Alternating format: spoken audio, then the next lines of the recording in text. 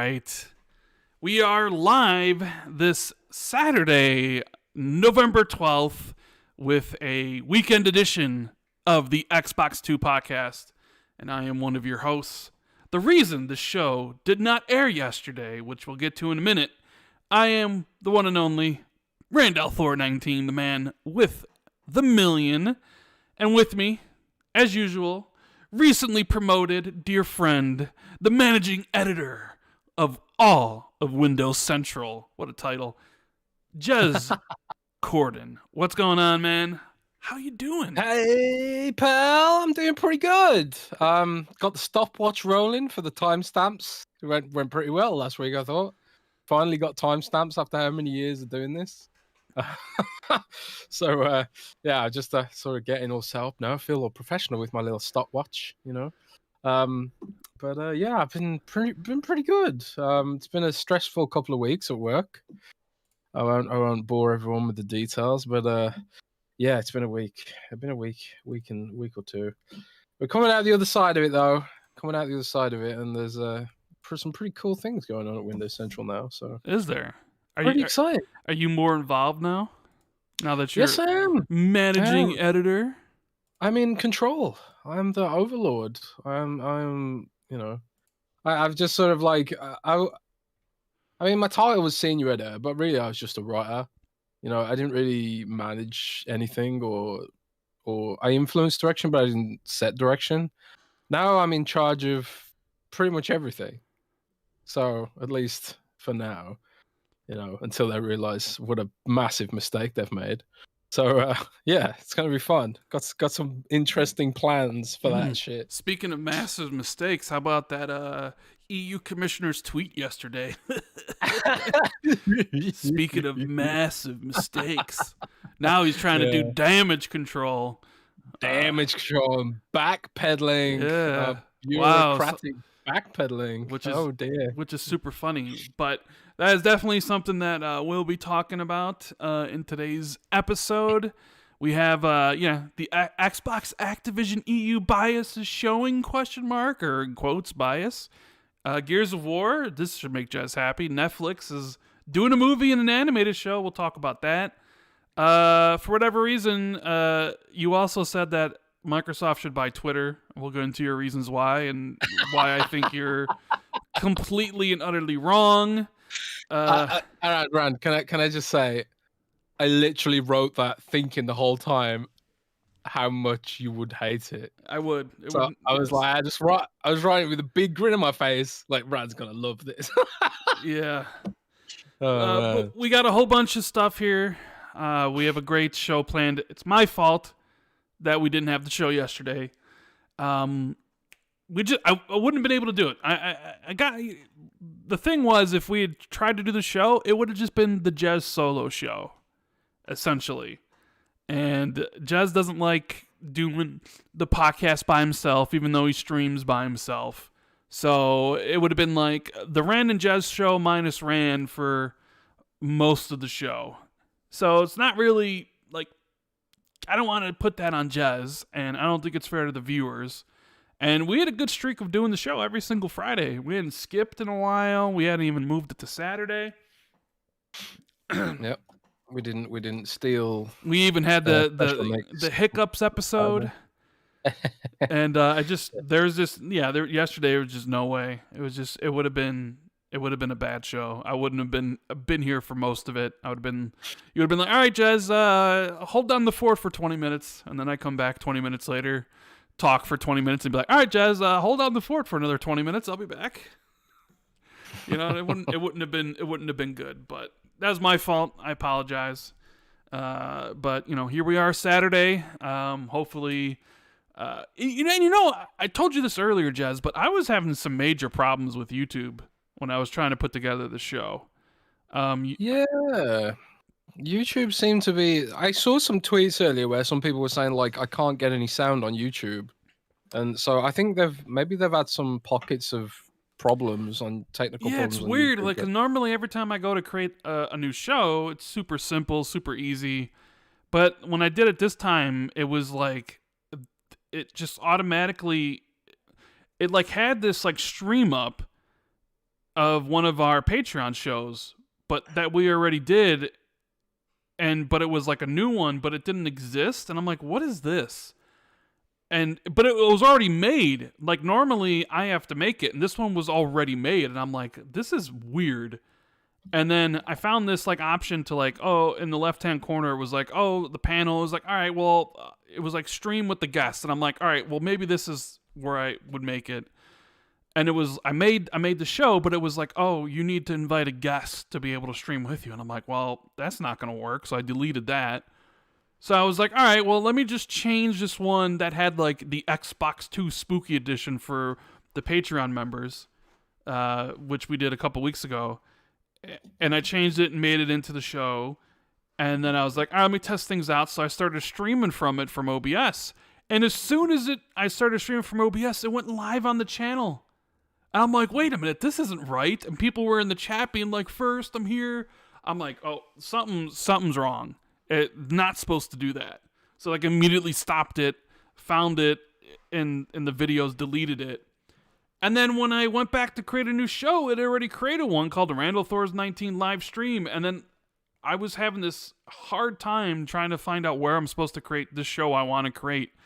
Very, very weird. So I apologize for not doing the show yesterday and all the tech issues. If you might have seen earlier, maybe gotten a notification about a show going live, which only lasted 5 seconds. That I deleted that thing, so it shouldn't be there. So hopefully everybody can find this show, which means, please do us a big favor, everybody. Make sure you like the show. Make sure you share this out on social media. Twitter, Mastodon, I guess, is now the new play. Mastodon or Instagram, TikTok, or Facebook, I guess, all the places around. Yeah. We'd greatly appreciate it. And we're gonna do some housekeeping now. And Jez has a word from our sponsor this week. That is right, guys, because once again, we are sponsored by Manscaped. Rand, it's never too early to play holiday music, and it's never too early to start thinking about your jingle balls. Whether it's for jingle a friend balls, or really? Jingle balls? Yeah, jingle balls. Okay. Whether it's for a friend or the friends in your pants, you can make this a season to be jolly with Manscaped. Trademark. Do your little drummer boy a favor and use the Lawnmower 4.0 to avoid another silent night in the bedroom. Well, you definitely don't want silent nights in the bedroom. Those are the worst. No, you don't. You definitely don't. No, you don't. Then add in Manscaped's top-of-the-line shower products to have all the people thinking, all I want for Christmas is you. You really did not put a Mariah Carey thing in there, did you?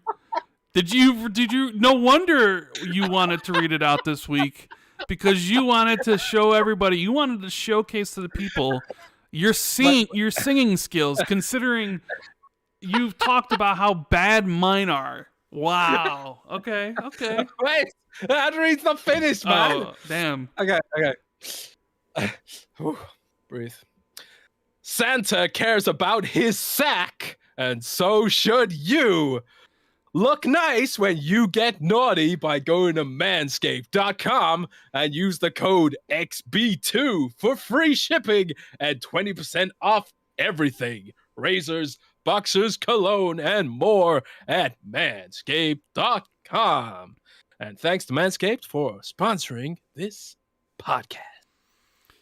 There you go. Wow. There's Adri. That was a good one. How did everybody love your rendition of Mariah Carey's "All I Want for Christmas Is You"?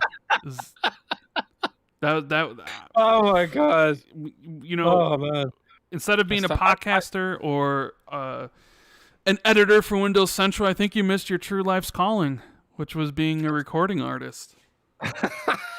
well, yeah, maybe Rand.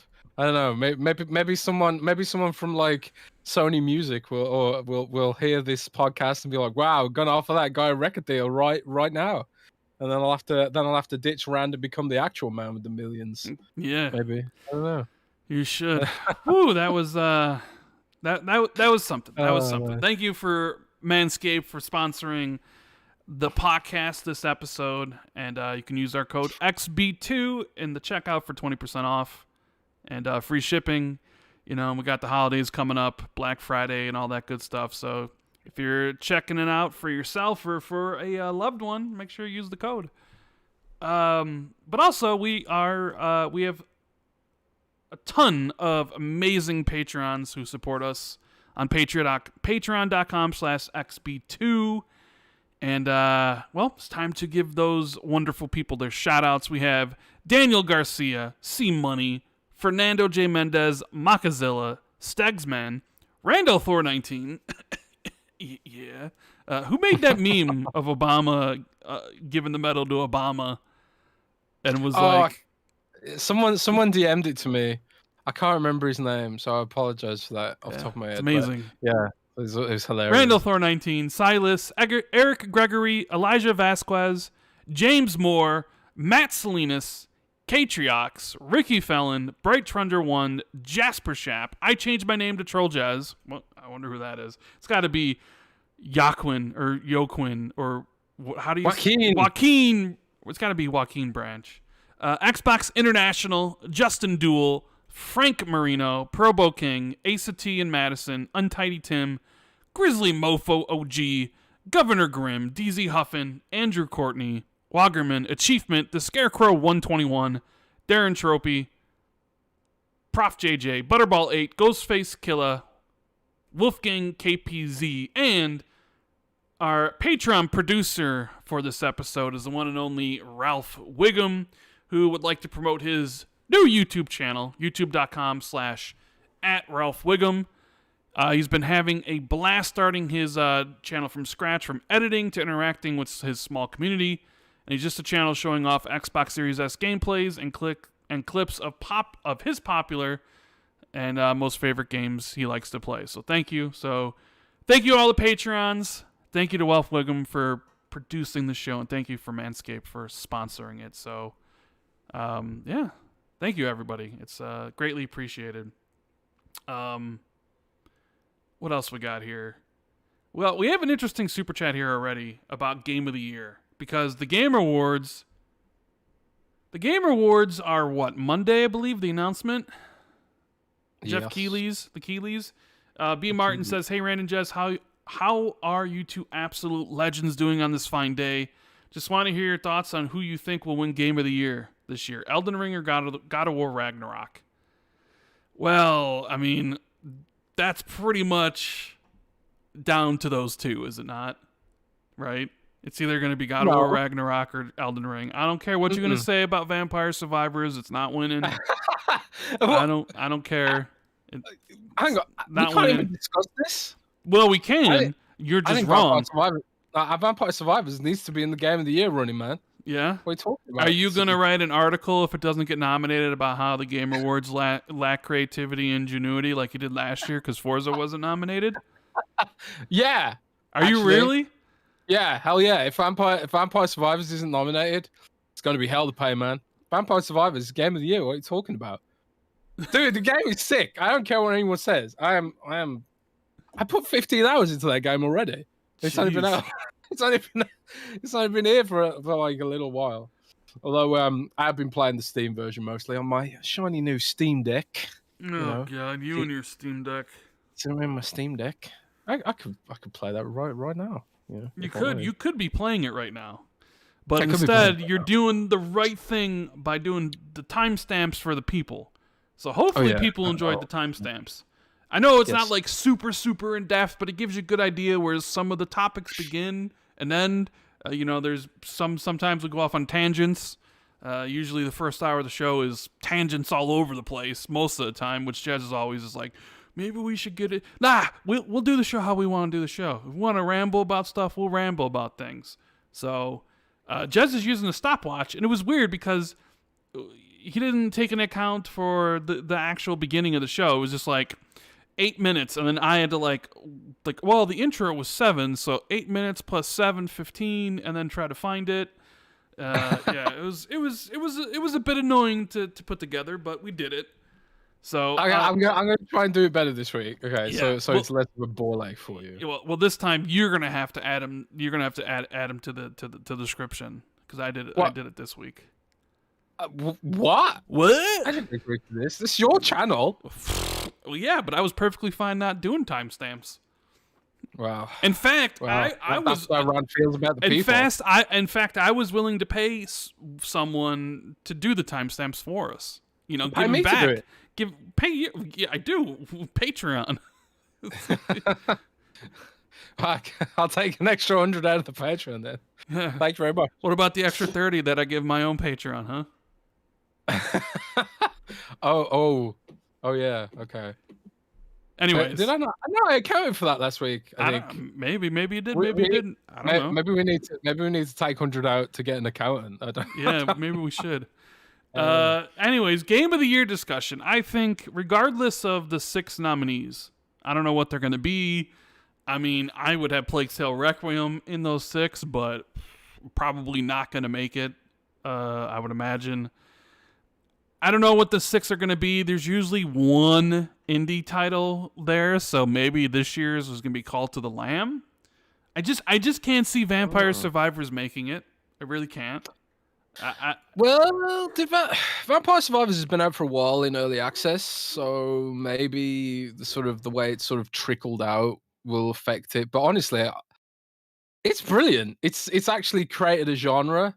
To be honest, there's like loads of clones of it already. Like there's another one, Soul Strikers or something, that came out recently. Soulstone Survivors is basically like a 3D version of it that came out recently. It's defined a genre. So personally, I genuinely think it should be in the discussion because it's created a whole new genre. 2 dudes, and they've created a game that absolutely monstrously blown up. It's only $5 or $4 or something, and it's defined a genre. You know, it exemplifies the vibrancy of the game industry. To be honest, you know, it's really hard if you are like an indie artist or an indie filmmaker or something, or an indie book writer, to cut through into the mainstream in the same way that you can in games. You know, and this is what, like, when Microsoft, you know, this feeds into Microsoft's like discussions with antitrust regulators and stuff. It's like, you know, the gaming industry is super competitive, and anyone, anywhere, anytime can make a small game that innovates to the point where it blows up. You know, you got Minecraft, Among Us, Vampire Survivors, and all sorts of games. So I definitely think it should be in the Game of the Year discussions. I really do genuinely believe that. I'm not just trolling, although there is a side benefit of upsetting Rand for this pick. You're not upsetting me. I mean, like I said, I don't know what the 6 nominees are going to be. We know what 2 of them are going to be, and they're the only 2 that realistically have a shot of winning, and that's God of War Ragnarok and Elden Ring. So, I mean, you could have Vampire Survivors in one of the other 4 slots, but it doesn't matter. It's not winning. They're just there for, you know, for looks, realistically. Yeah, I'd be happy with that. As long as it's acknowledged in some way, like even if it's just like in the best indie character or something, you know, best indie category, sorry. But I do think it deserves some kind of shout out at the Game Awards. Like, should it be up there with God of War Ragnarok? Probably not. Should it be up there with Elden Ring? Maybe not. But it's still a really awesome game, and I can't stop playing it. It's just so good. I don't know. Super good. Yeah. As for who, like, I can't really tell you who's gonna win between Elden Ring and God of War yet because I haven't finished God of War. So I'll let you know my thoughts when I do finish the game. But it's really only between those 2. The rest of the spots are just there to essentially just as someone to lose to those either 2 games, you know. So Stephen Boxey wants to know, Jez, in the super chat, will Gear 6 be ready by the time of the Netflix movie? What do you think? That's interesting. Now this is something that you've wanted. You're huge. Yes, for those that don't know, which I'm sure everybody does know, Jez loves Gears of War. Gears of War. And you've been waiting for this for a long time. It's Gears of War is like one of the obvious sort of video game universes that I feel would translate well to a TV show or a movie, and I think everyone's kind of felt that way. You know, like Dave Bautista has famously been pitching his own. You know, he's been pitching for Gears of War to translate to TV for ages. So that's one of the thoughts that I had was like, is the Gears movie or the TV show going to tie into a game? For me, I think that the movie will be a sort of retell. I mean, this is based on nothing but speculation, but I think the movie will be a retelling of Gears 1 and 2 and 3, maybe. Sort of retell the story of Marcus Phoenix. And I think the Gears TV show, the animated adult show, I think that will tie in to Gears 6, personally. I think that's how you sort of... Because, like, the TV show would be a better marketing campaign for a game, I think. And clearly, they're going to go big and bold with Gears 6, I think. You know, we haven't heard from the Coalition in forever. And I personally believe that's because they're taking Gears to the next level. And this whole effort to promote Gears to the mainstream via Netflix, it's marketing. It's marketing at the end of the day. And hopefully they're actually good, because as we know from Netflix video game adaptations can be a bit hit and miss. You know, you've got your bangers like Edge Runners and Arcane, and then you're not so much bangers like Resident Evil. So, yeah, it'll definitely tie in somehow. We'll have to wait and see. Yep, that is true. We're gonna try to cast the show a little bit later when we talk about the Gears movie. Flame says, when Jez got promoted, I bet he said to his writers, "Look at me, I'm the captain now." Just kidding. Hope you're doing okay, Rand. Hope you feel better. I'm doing much better today. You know, if this was yesterday, I probably would have been like, "All right, Jez, hold down the fort. I'll be back in 20 minutes." And Jez would have been like, what do I do, guys? What do I do? Send me some questions. Give me I'll leak some stuff. But Jez is the captain of Windows Central now. Sith Lord, thank you, Rand and Jez, for making my arm surgery recover more tolerable. Keep up the great work. Oh, arm surgery, man, that sounds rough. Did you break your arm or something, Sith Lord? If so, hopefully your arm recovers super fast. Oh look, Paris is here. Ugh. Paris is here trying to blame me for the downfall of Twitter by wanting to binge every tweet. I don't even really use Twitter, so you can't blame me for the downfall of Twitter for a social media platform I hardly ever really even use. I use it very sparingly because deep down I knew it's not long for this world. Why bother building up a fan base on Twitter when it was just going to go away eventually? Because I knew Elon Musk at some point would take over and, run it into the ground. So I was just ahead of the curve. Jez was always like, you need to tweet more. You need to do these things. You need to do this and do that. And I kept on telling him, bro, Twitter's not long for this world. And he used to be like, what are you talking about? What are you talking about? You never predicted that. Yes, I did. I said that to you. Fake news, man. What the hell? But yeah, Twitter's in a rough state. Mastodon is the new Mastodon. Jeez. Mastodon is too complex to ever be something that people would use. It's not even complex. It's just like needlessly convoluted. The fact that like everyone's on different servers and stuff. Like it's just a dumb. It's an anti-social network. It's dumb. It's dumb as hell, man. So yeah, Mastodon is going nowhere. So I just gotta hope and pray that Elon doesn't kill Twitter, or that someone bails it out. But we'll see what happens, I guess. Yeah. Shout out to Gunstar in the super chat. He says, "So channel members are chopped liver now?" No, of course not. Channel members are not chopped liver. I always read out what they say for their, like monthly message or whatever YouTube displays. But I think I said it before, if you want to cancel your channel membership and take it over to Patreon, I'm perfectly okay with that. So that's up to each individual person. Yeah, we probably should look at you know, how the channel membership translates to Patreon tiers. But yeah, it's something we can look at for sure. Yeah. Gray Fox says Elden Ring Game of the Year. Greetings from Amsterdam. Well, we got one vote for Elden Ring Game of the Year. I'm sure it's gonna have a lot of votes for it. It's gonna be interesting. I can't wait to see what the nominees are on Monday, and eventually. I mean, honestly, like the thing that everybody cares about with the Game Awards it's not so much who's gonna win. It's what new trailers are we gonna see at the Game Awards, right? I mean, it's almost like a big marketing show. It's almost like E3 Part 2 to a certain extent. Let me ask you this question, Jez. Is the Game Awards or Keeley's Game Awards bigger than Gamescom at this point? Like, if you had to prioritize the events, E3 probably number one still, despite its being gone for 2 years. But that time frame of summer where the people where the companies have their conferences and stuff, still probably number one for most important. Right after that, it's a little bit shaky. You got Gamescom, you have Tokyo Game Show, there's some other smaller shows, and then you have the Game Awards. So if you had to rank them by importance, what would the ranking be?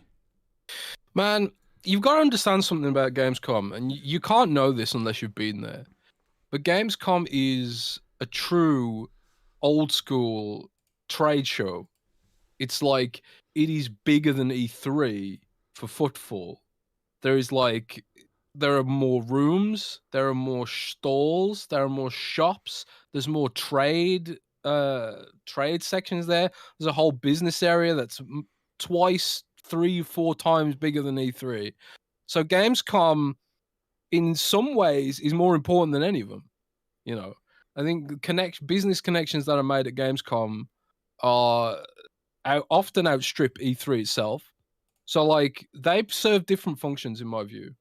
I think E3 is like traditionally dominating the market cycle, but it's become blurry because more and more people are sort of like they do their shows around E3, but like the EA show's not officially part of E3.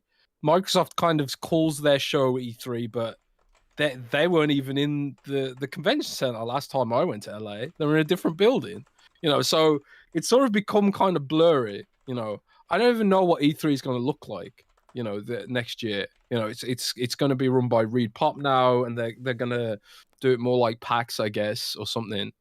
But I think like in terms of like pure relevance, I think the Game Awards is starting to surpass even E3, I think, for me. Really? For relevance? I think so, yeah. Interesting. Yeah.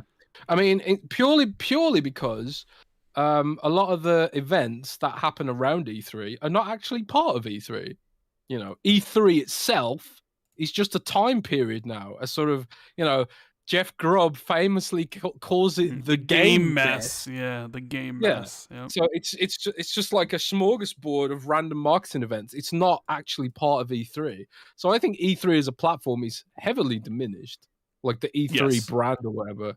So yeah, I think the Game Awards is primed to surpass E3 itself. All right. So with that said, we're looking forward to the new trailers and new announcements. That's what everybody looks forward to. And everybody's going to be, us being an Xbox podcast, even though we'll talk about everything.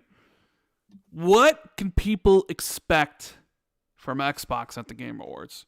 Or what are you expecting? I mean, I'll tell you what I'm expecting, but I want to throw it to you so you can tell people what you're expecting from Xbox. Because I'm assuming Xbox is going to have something to show. The question is, what's it going to be?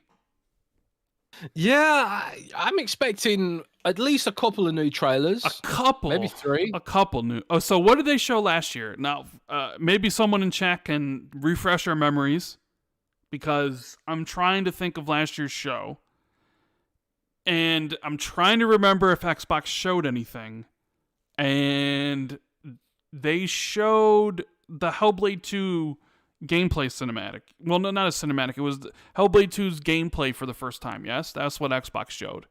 Yeah, it was like a cut. It was like an in-engine cutscene section. But that right? was like the only thing they showed. I think maybe there was some Game Pass trailers strewn across the show because Xbox likes to promote Game Pass during this. But specifically games from either Xbox or Bethesda. So you expect multiple. You're going with multiple things instead of just one. Yeah, I'm going to be bullish. I think they'll show up stronger than last year. I think they'll show more trailers than they did last year. I think we'll see a little bit more, and they'll start, setting the tone for what we can expect. Maybe we'll see a new Starfield trailer. Maybe we'll see a new Hellblade trailer.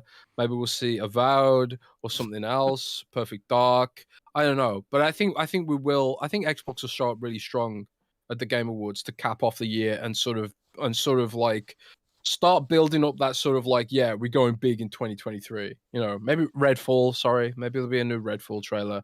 And obviously the other thing I'm expecting is a new Diablo trailer with the launch date, which we revealed to be April. Well, Mike Ibarra did say the next day on Twitter not to believe everything you read. So, yeah, he did say, what does that mean, Yeah, Mike did say, don't believe everything you read. So, maybe that info is wrong. But, my track record's pretty good so far. I'm pretty confident. in the Game Awards about Diablo showing up at the Game Awards in some way. But yeah, we'll have to wait and see. I'm not sure exactly what he was referring to when he said don't believe everything you read. Was there some leeway on the idea of it releasing in April? Like, is there a possibility it could be May? Well, I've got from what I understand, there's like a 6-week landing strip for Diablo 4.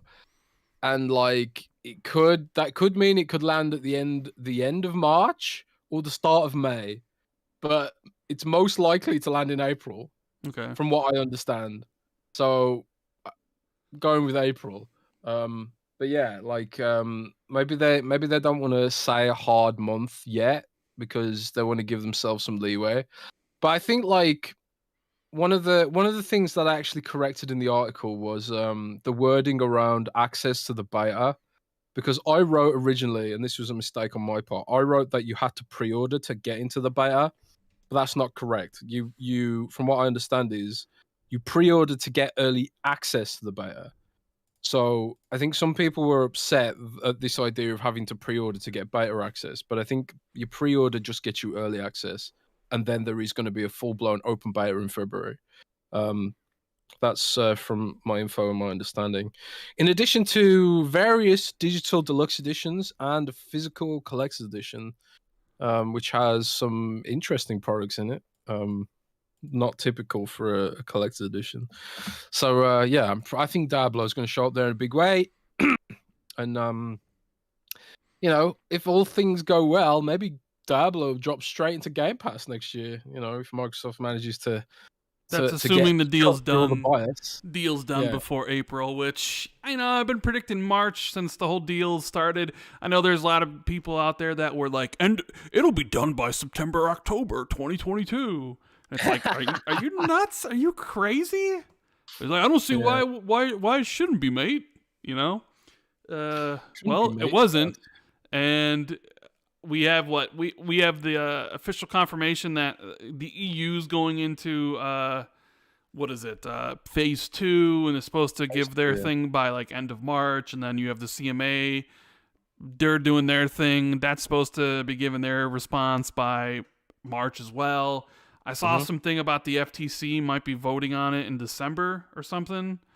So yeah, I'm sure Microsoft would absolutely love the idea of the deal closing in March before the release of Diablo, because then they could just throw Diablo into Game Pass day one, and you could make the argument that that's maybe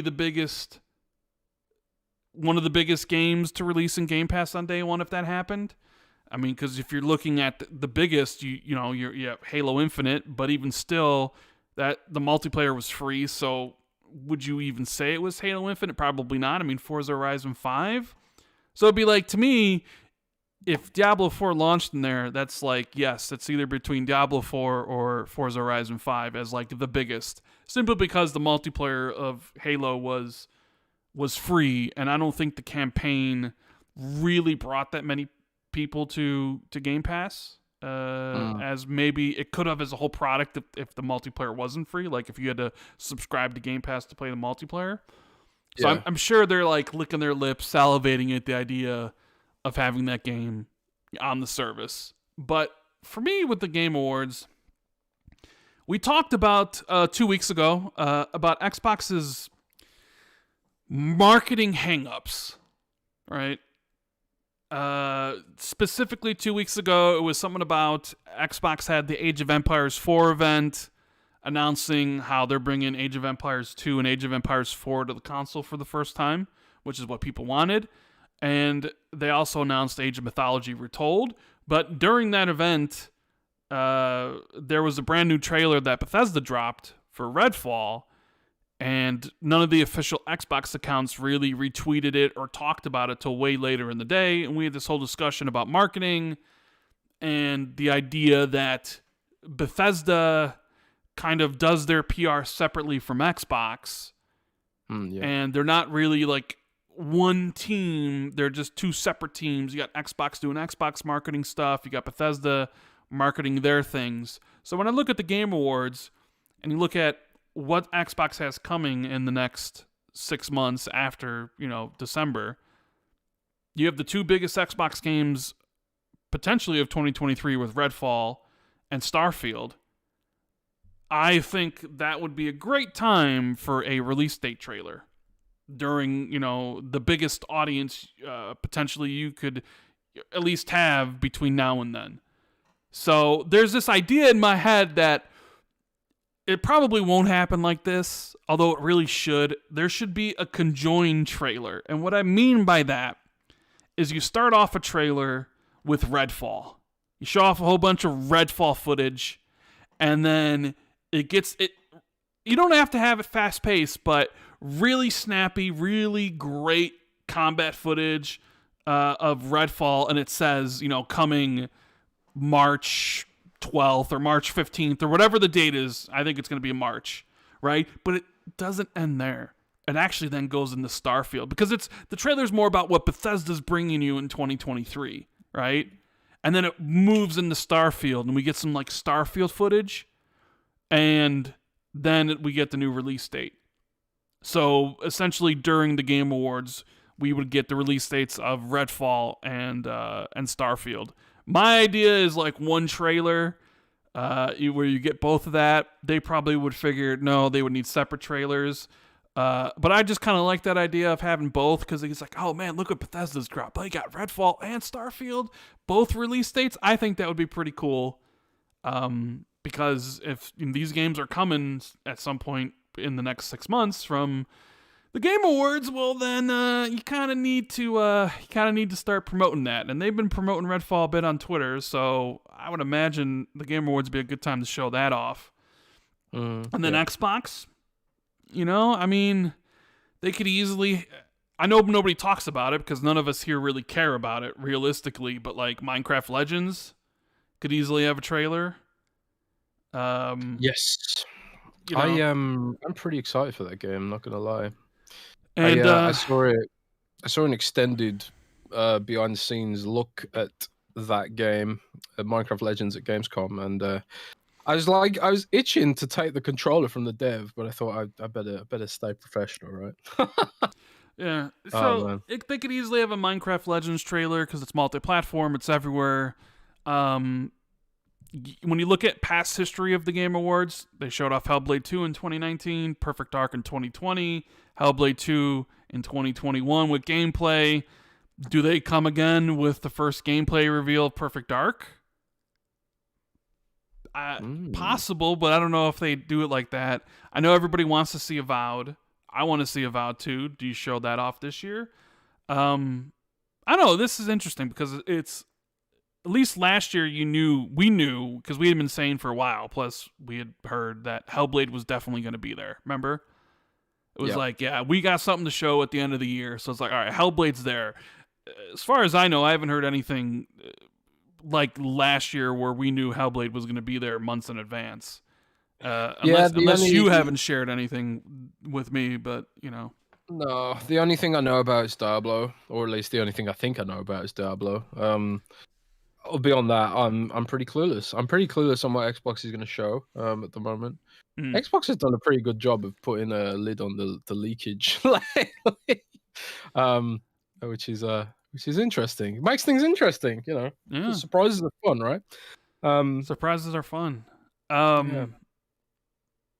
But I just want to like put out there, be like, I hope everybody's enjoying their time with Starfield. Right? It's 11:11. How far are you in Starfield right now, Jez? What about Chad? How many out? Oh wait, that's right. I was really confused then. I was like, oh god, Rand's gone senile. Oh yeah. You know, at some point we were supposed to be playing Starfield since yesterday. Yeah, that's true. And This is it's not. It's been delayed. I think we'll find out the release delayed. date soon. All right, just for fun, no waffling, no nothing. Give me the release date of Starfield. Release month. It doesn't got to be the date. Give me the month. Give me the month. So you got 12 choices. Give me the month, and this is your official prediction, by the way.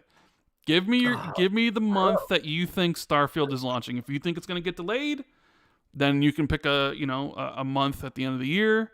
If you don't think it is, give me your prediction on Starfield release date. My prediction on Starfield's release date, October. October. So you do think it's getting delayed. Okay. Fair enough. That's based on nothing, by the way. Okay. I'm just pessimistic. I'm pessimistic. Why are you pessimistic? Because this is my natural state of being. I'm slapping October on that bad boy. I liked your prediction though, to tie into Space Day. What was Space Day again? May 3rd, 2022. May 3rd. So Rand saying May 3rd. Well, no. I mean, that's not. I mean, that's it would be. It's, well, look, I'm a little bit more positive than you on this. I think Starfield comes out in May. May. Yes. Okay, May. I think they live up to the promise of releasing it in the first half of the year. I think Redfall comes out in March and Starfield comes out in May. I am curious though why you picked October of all things when you could just do November again. Any particular reasoning why you chose October?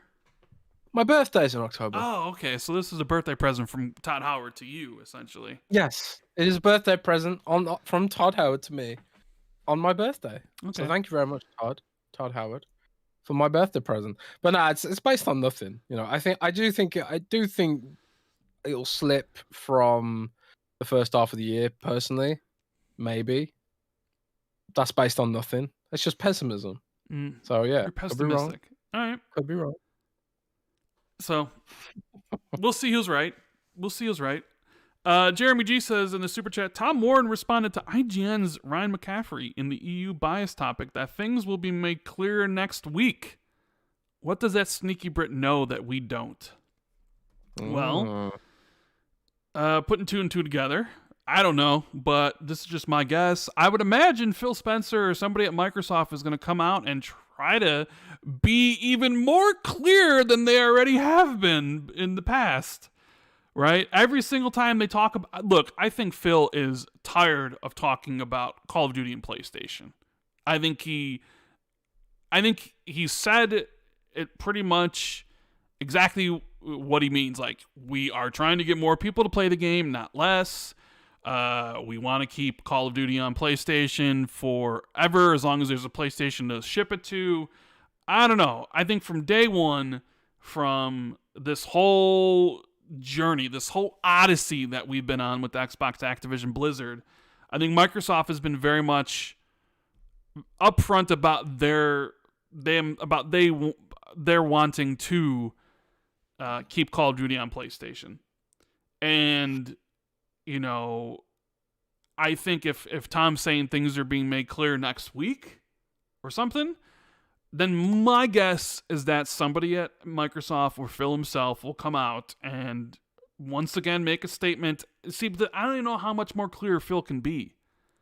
I think he's pretty clear already, right, with the statements he's made. So I don't know what he can say or see, but that's the other thing I was wondering. Can Microsoft and Sony even agree to things yet when they don't even own the companies? Like, is it possible Xbox and Sony agree to something, and then Sony's like, oh, okay, we're actually fine with the acquisition now, and like them change their stance during this? Like, they wouldn't be able to do that, would they? I don't know. Maybe there's something there to that. Maybe there is something to that. You know, maybe Tom Warren knows something, or maybe he's, you know, been told something by someone that there is sort of like more of an aggressive agreement in place coming down the pipeline, something more definitive for Sony, and that to make Sony actually come out in favor of the deal. Because at the end of the day, there's like, this will probably result in more games, you know, not less. So hopefully, you know, we get some real hard clarity on, you know, and some, I don't know, a unified face on from some other supporters or whatever who come out in support of the deal. Because the only real detractor in this has been Sony. Like, Nintendo ain't made a song and dance about it. Like, you've even got EA coming out and saying like, oh, maybe this will benefit Battlefield. You know, maybe there'll be less Call of Duty to compete with. You know, which yeah, good luck with that. I installed Battlefield 2020. Is it 2042? Yes, Yeah, 2042. 2042. Yeah. I installed that again this week because it's heading into Game Pass soon, and I just thought, yeah, I'll check it out. You know, see how it's doing, and it's still trash. It's still a trash game. I am like, I was a Battlefield guy through and through, absolutely Battlefield through and through, and now I'm just like, I'm so cold on that franchise after Battlefield 2042. But I digress. That's another tangent for you there. Yeah. I don't know what Tom Warren knows. But hopefully we'll get something more concrete very soon, because I am just exhausted by this whole deal now. I just want it to go through. I want it to happen, and I want to move on, and I want to get my Starcraft game. Yeah, you definitely do. Banana Peel Jack says, I have somehow fallen back into the Skyrim this week, and I am still loving it 11 years later. When do you guys think we'll see the next game? 2027 or 2028? Whew, the next Elder Scrolls? Let's see. Starfield's 2023. 4 years. So 2027 seems about right. With 2027. I mean, it's 2027 or 2028. I don't see them basically doing Elder Scrolls in 3 years. So yeah, 2027, 2028 sounds good. And then 2031, 2032 for Fallout 5, Jez. Huh? No, so that's 10 years from now. How old will you be? Like 60 something? If I'm 60, you'll be 70, mate. But you'll be 45 or something? Nah, dude, we ain't gonna have to wait that long for a Fallout. Fallout. They're gonna do I'm something. saying Fallout 5. Yeah, Fallout 5. We ain't gonna have to wait that long. They're gonna spin up another team. You wish. You wish. Yeah, they're gonna spin up another team. They're gonna do something. Wait, Mr. Pessimistic is now Mr. Completely Optimistic, reaching for the stars and rainbows by saying Bethesda's gonna spin up a separate team so they can do Fallout. Yeah, who's being ridiculous now? Dude, they've got the engine now, so like they can iterate more quickly, because it's just gonna be the Starfield engine that they build these games on, right? Unless like Elder Scrolls 6 is like the new engine, and Starfield's like the advanced Fallout 4 engine. I don't know, but nah, man, they'll iterate quickly on Fallout 5. I'm convinced. Okay. Yeah. Usually you're pessimistic, but this one you're just, no, bro. Seriously, they're gonna pull this out of their ass, man. No problem. Well, dude. Like, if I've got like a supply of copium, right, I'm using it all on Fallout right now. Okay. So I've got plenty of pessimism for everything else, but all my copium's going on Fallout right now. All right. I like that answer. That's a good one. I like that answer. Man, you're giving away a lot of codes in chat here, huh? Yeah, I gave away some codes. I'll give away some more in a bit. I thought, spice up some code drops. Yeah, I mean, I guess a lot of codes in chat, Jez giving away. So anybody's watching live, which thank you guys for being here. Make sure if you enjoying the show, hit the like button. And if you're listening to this later on iTunes, Spotify, or wherever else we post this, do us a favor, give us a 5-star review, write something if you want to, or if you don't like us, you can leave us a 1-star review, I suppose. Just be truthful. If you enjoy the show, the free content that we like to put out every single week. I don't know how long this show is going to be, but yeah. Let's see what else we got here. We have, man, look at all these codes going away. Replicant saying, hope to see Kojima's overdose at the Keeleys.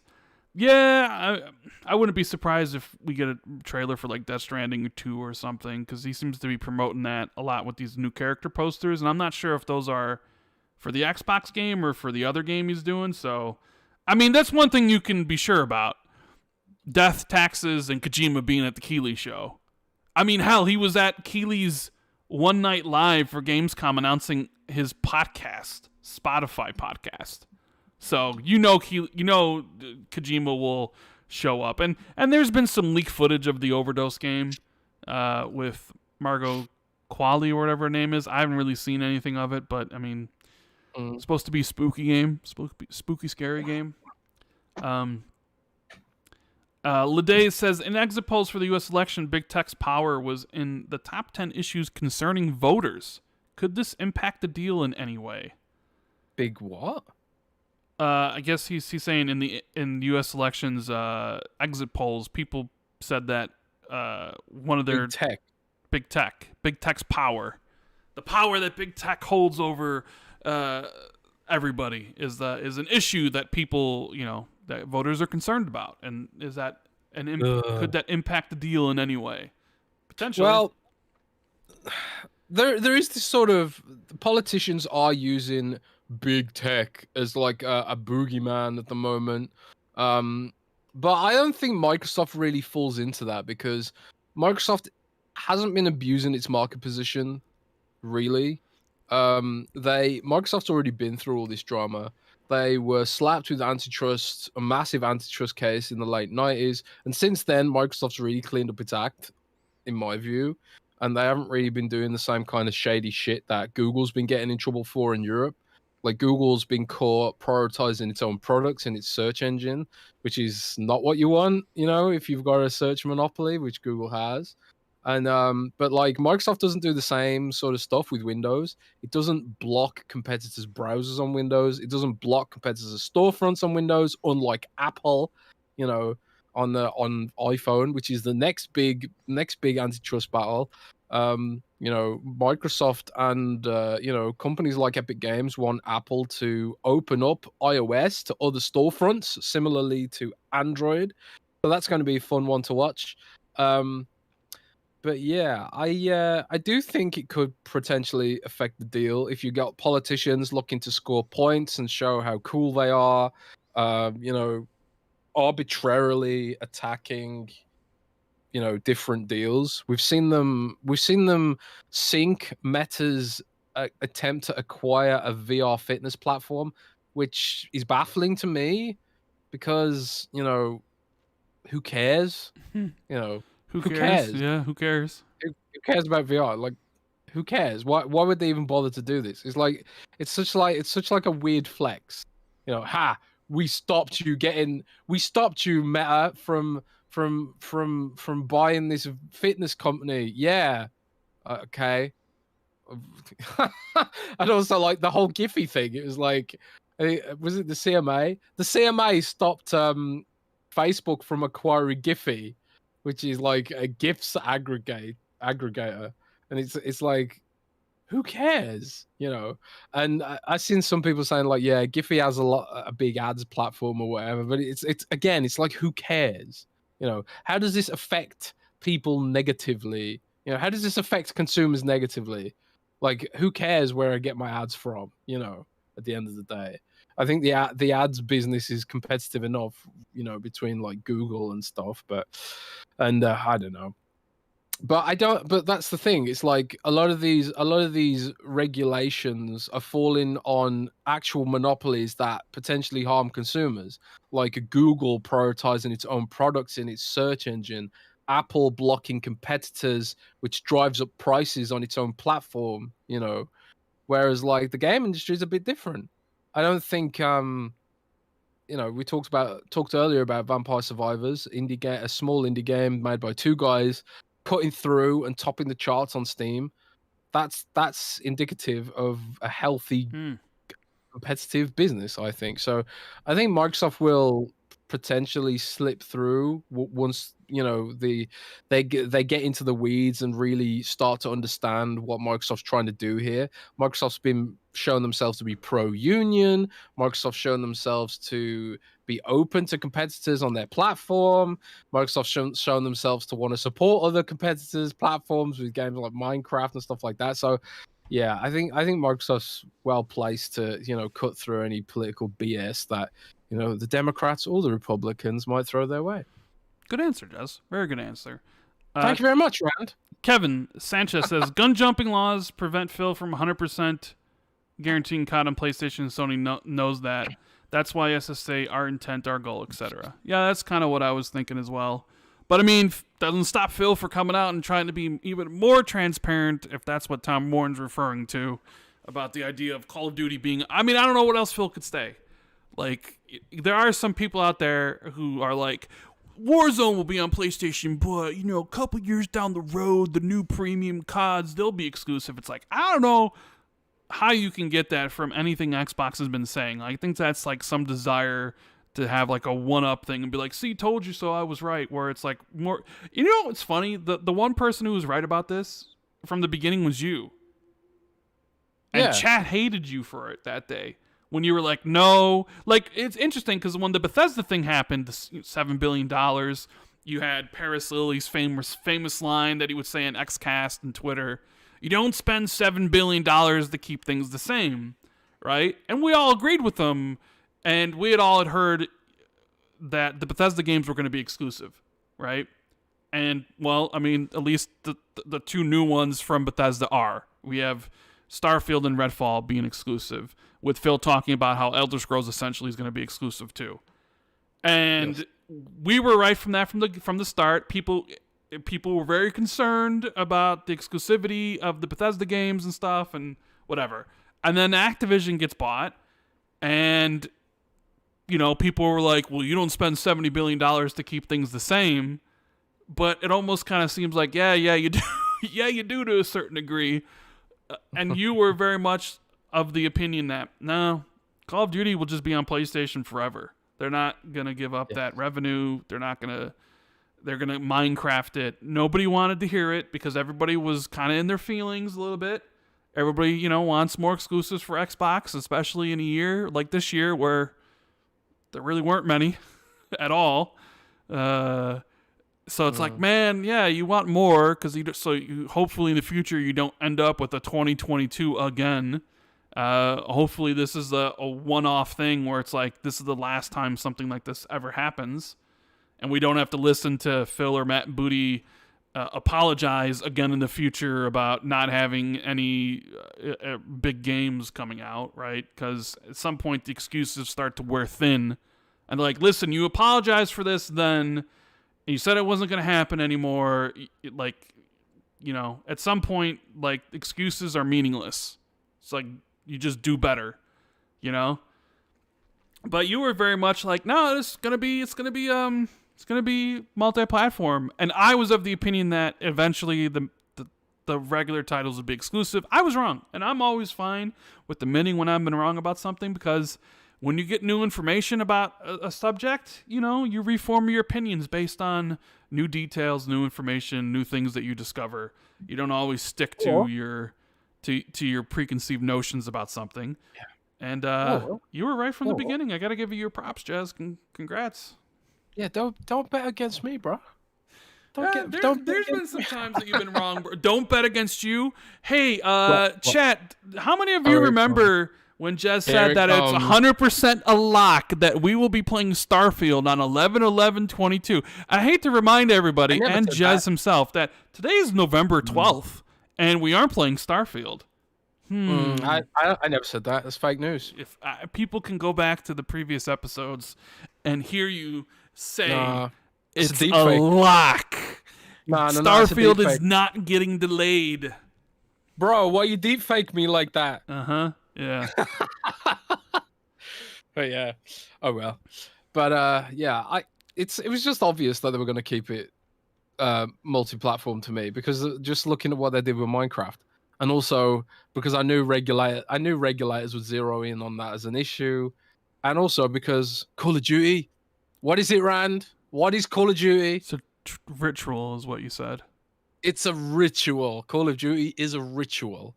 And there's no better way to piss off consumers by disrupting their rituals. Look at how mad everyone is at Elon Musk right now for disrupting the rituals of Twitter. You know, and Microsoft doesn't want to slip out here disrupting the annualized ritual of Call of Duty. You know, it's fine when an Elder Scroll comes out like once every 10 years. You know, half the people who remember Skyrim, you know, by this time, it's less of a ritual. You know, the jumping into Elder Scrolls it's not so much a ritual when it happens like once in a blue moon, I would argue. But when Call of Duty is launching every single bloody year, it kind of is a ritual. You know, shout out to Bruno, who's been a member for 4 months. He remembers even something I forgot. He says, I remember just saying that the deal would be done by December 31st of this year.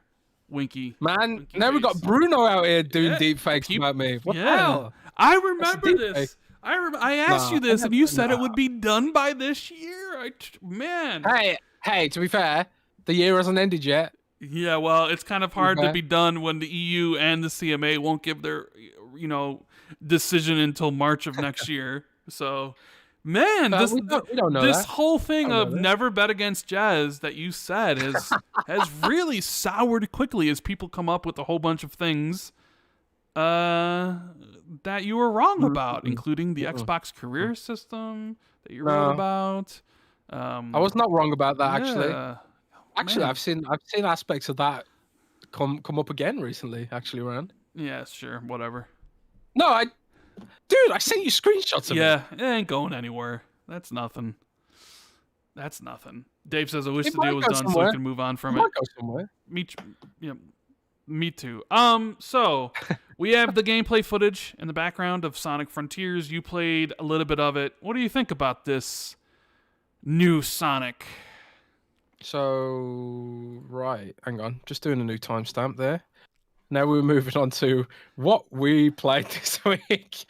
There we go. New timestamp, what we played this week. Okay, professional podcast. I played Sonic this week, but actually the footage you are seeing is not me playing Sonic. Really? That's my brother. That's my your brother playing Sonic? Oh, man. Yes, I paid my brother to get us some you footage. You paid him? Yeah, I just didn't have time. I didn't have time to get the footage around. I was like, do I have time? Someone said the gameplay clip's too short. It's like an hour and 40 minutes long. I don't know how. What do you mean too short? It's literally. Maybe you screwed up putting it in the stream or something. I don't know. Is it? But anyway, I don't know. But anyway, Sonic. I did play Sonic a fair bit, although I have uninstalled it now.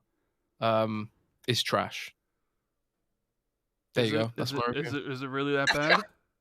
Nah, it's just I've never liked 3D Sonic to start with. You know, I think there's like a generational thing where some people grow up with 3D Sonic and some people grow up with 2D Sonic. I grew up with 2D Sonic, and like when I'm playing Sonic Frontiers, I feel like the game isn't giving me the fun. It wants me to figure out how to make the fun myself. I don't want that from a Sonic game, you know. I don't want a sandbox. I just want to go fast and do cool shit. And also, like, it feels weird that you have to upgrade Sonic's speed. Like, he moves slow at the start of the game. I'm like, this isn't Sonic. This is like, he's slow and sluggish. And I've got to level up his speed, you know, and the combat's really horrible as well.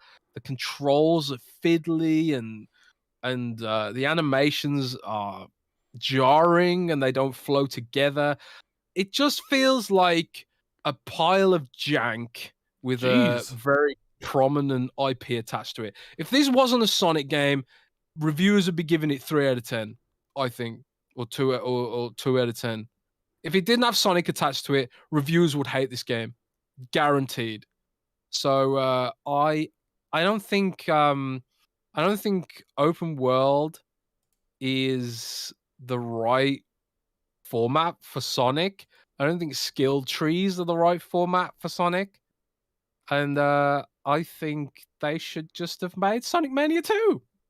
Thank you very much. Man, that's pretty damn harsh, man. It is harsh, but it's true. I think 3D Sonic, Rand, should be banned via the Geneva Convention. I think 3D Sonic should be illegal. I think there should be a global treaty amongst nation states by which 3D Sonic is illegal, a war crime. 3D Sonic is bad, Rand. It's bad. It's not good. It's not good. I thought maybe you would have liked a little bit of it, but the fact that I'm being a little bit harsh, but I just not for me. Put it that way. But I just it's nostalgia partially.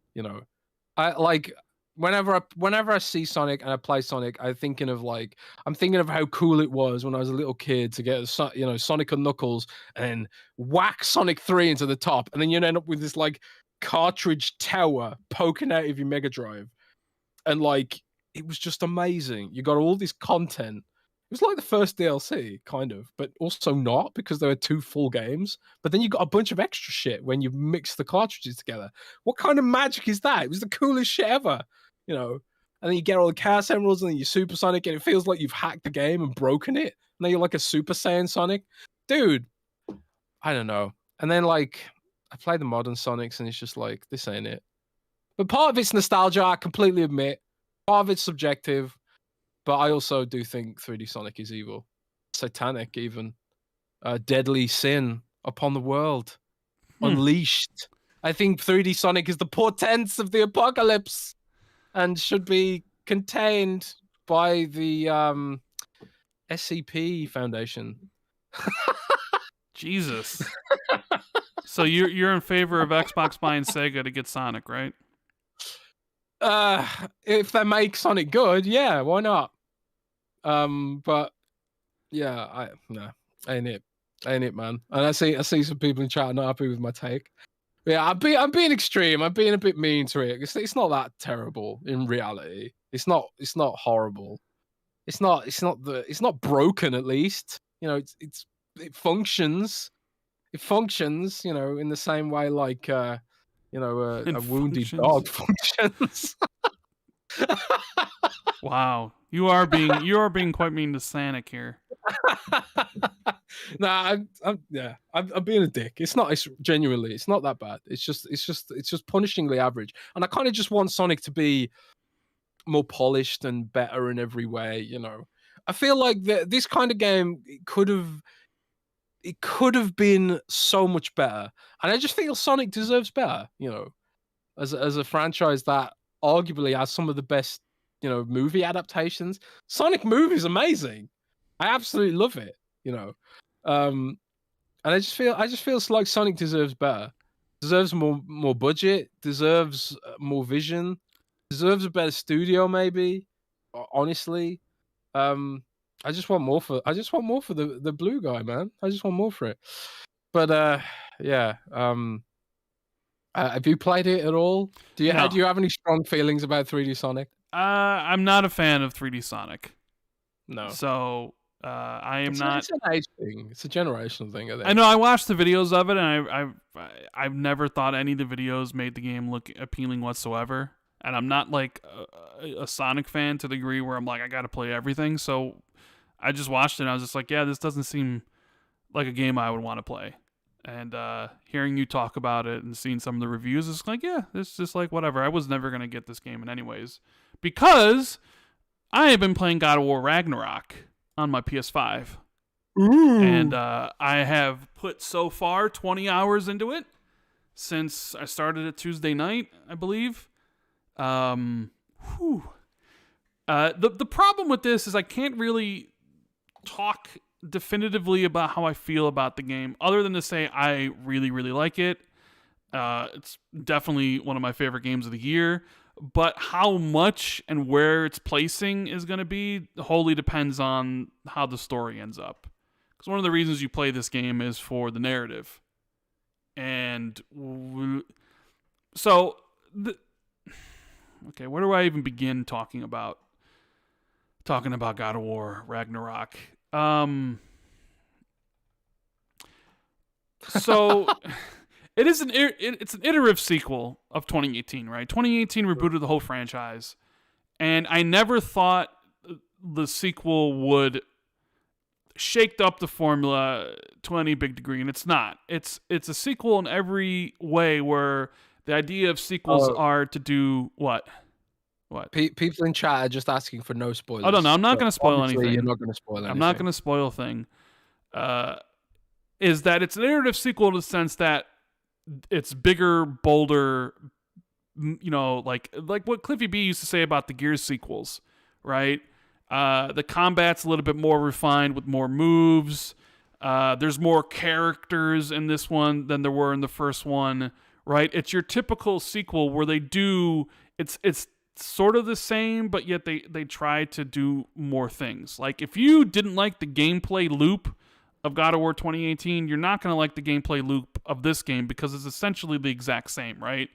You go through an area, you fight some enemies, you do the main quest, and then the open world kind of opens up and you get on a boat and you can sort of go around and get off and explore whatever. It has like 6 modes, so I'm playing on performance mode with high frame rate enabled, and it is not only does it look incredible, but also like the performance is chef's kiss, especially coming off of Gotham Knights, right? That 80 frames or whatever I'm getting on VRR is just makes the game look and feel so much better. Like I said, I can't like one of the. It's the story's so important to these games, and I sort of feel like at least the overarching plot so far where I'm at in this one is a little bit of a slower burn, a little bit on the meh side. Like, and I mean the actual plot. So I'm not going to spoil anything, but for anybody that knows, like, what you're actually doing in the beginning of the game isn't the most exciting. What makes the game special is the level designs, right? The combat scenarios, the different enemies you're fighting, which they've spruced up. There's more enemies to fight in this one, different sort of bosses, considering 2018 just had different colored trolls and stuff like that. And everybody's voice acting, the character interpretations, they're all top notch. Although I can imagine a lot of people are going to be frustrated with Atreus in this game. If you didn't like Atreus in the first game, you're probably not going to like him in this game. He is kind of a willful teenager that wants to do what he wants to do and doesn't care or doesn't understand why Kratos doesn't believe in him and follow him and stuff. So that's not really rectified from the first game, but I didn't really expect it to be, so the game, it's like the production values of God of War Ragnarok are off the chain. Like, seriously, I can't think of a game that has better production values than this game.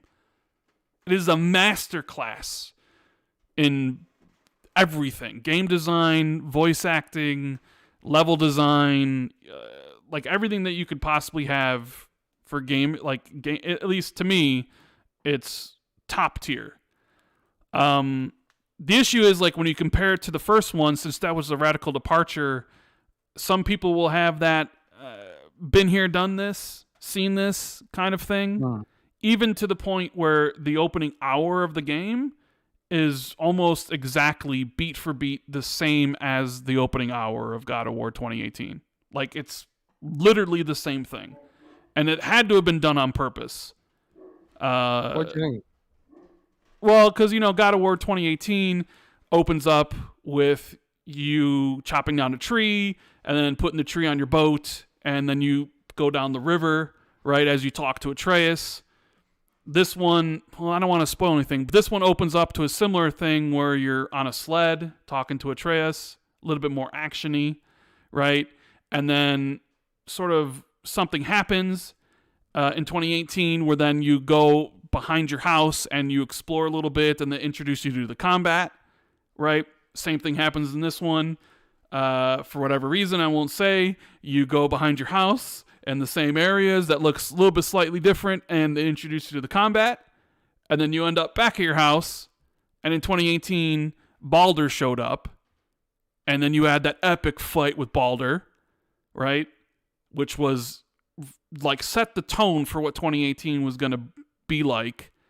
And then something happens very similar to this, where someone shows up to your house and you have an epic fight.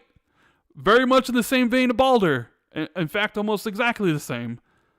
So when I was playing it, I was like, man, they really just did the beginning again. It's kind of interesting. So yeah, I'm 20 hours in. Last night I basically all spent just doing side quests. I don't think I even really did the main story because there's a lot here to do. I'm assuming it's very, probably longer than 2018. I will say the side quests are much more improved, way better than they were in 2018. Like the side quests they have in this game are significantly better than the ones they had in the previous one. So we'll see how everything wraps up. I'm assuming it's probably going to start really, like, at least the main plot of what you're doing now. Slow burn, but eventually shit's going to hit the fan, and it'll get really hectic. But yeah, even only 20 hours in, like, this is already up there for, with Elden Ring for, my game of the year. I don't know where it would place it. I don't know if it would be ahead of it or slightly behind it yet. I'll let you guys know when I finish it. Hopefully by next podcast, I'll have it finished completely. I am loving it, but I don't know if I'm like in love as a lot of people are. I do have some issues. The menu system I think is pretty bad. Like I think the menu system in this game is horrible. I don't really see a lot of people talking about it, but it's basically like Exhibit. Hey man, I got menus in your menus and your menus and your menus, bro. It's just awkward to use, and I don't know how they came up. Like it's just that's like maybe my biggest complaint is that the menu system is just awful, right? And then crafting, of course, crafting's every game's got freaking crafting, and I think that's the other thing I don't really care for is like your level is tied to your gear. So, like, you're always constantly having to, like, craft stuff or upgrade stuff to get your levels higher. So, like, the enemies are more manageable because it'll put you with enemies that are, like, a level beneath you or a level or your same level or a level above or 2 levels or 3 levels. And obviously the ones that are above are harder. But, like, I don't remember it being like that in 2018 where, like... Because I don't think you could, if I remember correctly, I don't think you could upgrade your armor in 2018, or at least you couldn't to this degree in this one, where each piece of armor and your weapons add to your overall level. So if you're not out there exploring to get, the chests, which the chests only have the crafting materials and stuff like that, outside of like some other abilities and some armor pieces, you might be lower level than you should be. Because then it makes me look at like, okay, how do I want to upgrade this stuff, or how rare is the upgrading material? Should I be upgrading this set or this set? Because then it has all the different stats, like your strength, your defense, your luck, your cooldown, your runic power, all that stuff. And it's like, okay, well, how much does this vary? If this piece gives me plus 10 strength, but this piece gives me plus 20, like, does that really make an impact? Like, how much of it do you actually feel in the game? I'm just not the biggest fan of that. I understand why they have it, because it makes you feel more ownership of Kratos, that you can customize him the way you want with the armor you want, and it adds the RPG elements. Like, this armor lets you shift. Like, the armor I'm currently wearing, when you dodge something, you actually slow down time, which I find very useful. But there's other armors that are like, oh, if you do this, you'll get like a strength bonus. They have all these like RPG elements added to the different armors, and then you can upgrade their abilities and stuff. So I understand why they have it, because it adds to that ownership. It gives you a reason to go out and search, all the different areas, considering like the rewards are really only crafting materials and like collectibles and stuff. I'm just not the biggest fan of crafting overall in general. So, but obviously, like, I've been playing it for Wednesday, Thursday, Friday, or Wednesday and Thursday, and some of Tuesday, and I'm 20 hours in, so obviously I'm greatly enjoying my time with it. I just want to see where it all ends up. But it's definitely a sequel that is like, you know, like more characters, bigger, more worlds, more exploration, like bosses, like all that stuff. Like they just ramp everything up. But if you weren't a fan of the 2018, I don't see how this one's going to be any different, because essentially at its core is the same game. So, yeah. Anyways, that's my early thoughts on God of War Ragnarok. Hopefully I'll be done with it next week. Talk about where I would place it versus Elden Ring, because honestly, it's between those two games, and there's just something about Elden Ring. I don't know. There's just something about Elden Ring, but there's also something about God of War, because, man, like, just thinking about the game and where I'm at, and like the visuals, like some of the places you go, man, and like OLED and the HDR, like, oh geez, it is some of the best visuals you could have in a game. And it's just, yeah, I know like some of the things I'm talking about here are just kind of, they're more like slight criticisms of it, but it basically, like everything else, I'm like in love with. I love the combat. It's so much fun to switch between the blades and the axe. That's the other thing this game gives you, Jez. You know how the blades were given to you late in 2018? This one, you have the blades and the axe right from the beginning, so you can use either or. That's pretty cool. So like there's more like combat, different things you can do because you're not gated by that. So yeah, so I'm I don't know, I love it. So we'll see how it ranks when I finish it this week. Revive Saiyan says, what happened to GoldenEye? Yeah, what happened to GoldenEye, Jez? I don't know. Wasn't that Nick's thing? Yeah, that definitely was Nick's thing. Nick, Special Nick, our buddy from Xbox era, really, really, really likes GoldenEye. But yeah, that was weird, because the achievement list showed up on the Xbox API, which suggested that it was indeed poised to come out, but it just hasn't materialized for whatever reason. Maybe they hit into a licensing stumbling block or something. I have no idea. Maybe it comes out this month or next month. Maybe it's the December release. Hey, I see a shadow drop at the Game Awards. Yeah, I see that'd be interesting. James. Oh, actually, how about this? They debut a trailer for James Bond game, and then do the GoldenEye tie-in as a shadow drop. What do you think? You mean like IO Interactive showing off their James Bond game, and then GoldenEye drop? I don't think that James Bond game is ready to be shown off anytime soon, though. How do you know, man? Because IO Interactive talked about how they're not expecting any revenue until like 2025. Which when we talked about like Project Dragon and the 00 game, like it doesn't seem like it's coming anytime soon. Yeah, well, just a trailer, man. Just a trailer. I think it's all up to Nintendo. I mean, I think they're the ones in charge of it, so it's whenever they sort of feel like it. Maybe it'll be. I have a feeling it'll be out before the holidays, before like Christmas, so December sometime.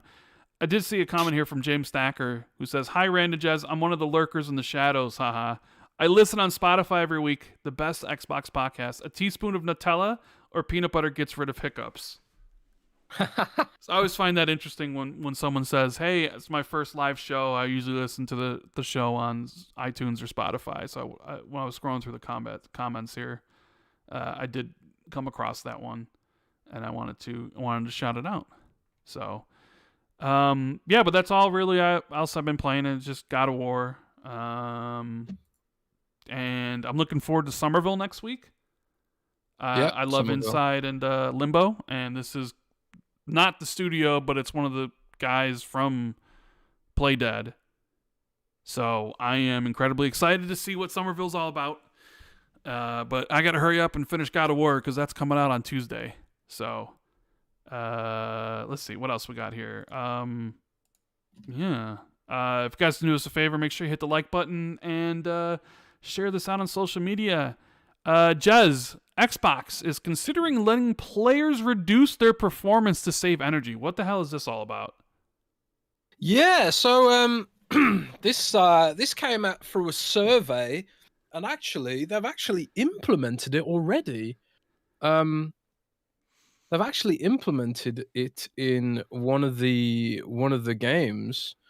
In a flight simulator. Flight simulator Really? now has some features that reduces power consumption. So like this was basically a survey that went out on the Xbox Insider Ring, and they were just kind of like, how do you feel about the idea of reducing the amount of wattage your console uses by voluntarily opting into like 30 frames per second, or voluntarily opting into 1080p and stuff like that. I think it's a fine idea if there's if it's an option, and obviously it will be an option. Most people won't want to do that, but there's also a lot of people in Europe who are very, very closely watching their electricity meters right now because the energy market in Europe is absolutely insane. So Americans might be sitting there thinking, "Oh, that's ridiculous. Why would we ever need some kind of feature like this?" But a lot of people in Britain right now are choosing whether to heat their homes or eat food. So I'm all for this kind of stuff, and I think it's pretty cool. But it's also part of Microsoft's net zero commitments. Like Microsoft wants to reduce its carbon emissions, which also extends to products it sells into the market. So it wants to reduce carbon emissions from consumers that buy their products too. So I suppose that's all about that as well. But yeah, that's that. There's not much more to it.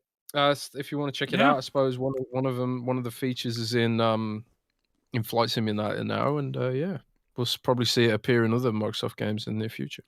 It's also the 2-year anniversary of Series X and S. That came out on November 9th, I believe, right? 2 years ago. So that's crazy. It feels like it was only yesterday. I mean, Rand, let me ask you, Rand. Okay. How do you feel about after 2 years of Xbox Series, Xbox Series consoles? How do you feel about it? How do you feel that the Xbox Series X has or hasn't lived up to expectations? How do you feel about the Xbox Series S? I know you probably haven't used one, but well, it's hard for me to say about the Series S because I don't use one. I don't have it, right? So I'm not the person to come to for an opinion about that. So that'd be more for people in chat who own a Series S. Has it lived up to your expectations? Do you like it as a cheap entry point into this generation?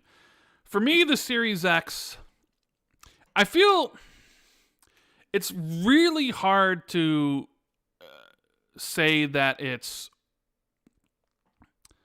okay. How do I say this? Considering that the 2 years that it's been out, everything has been cross-gen. I feel like we haven't seen what these systems can do yet. I feel like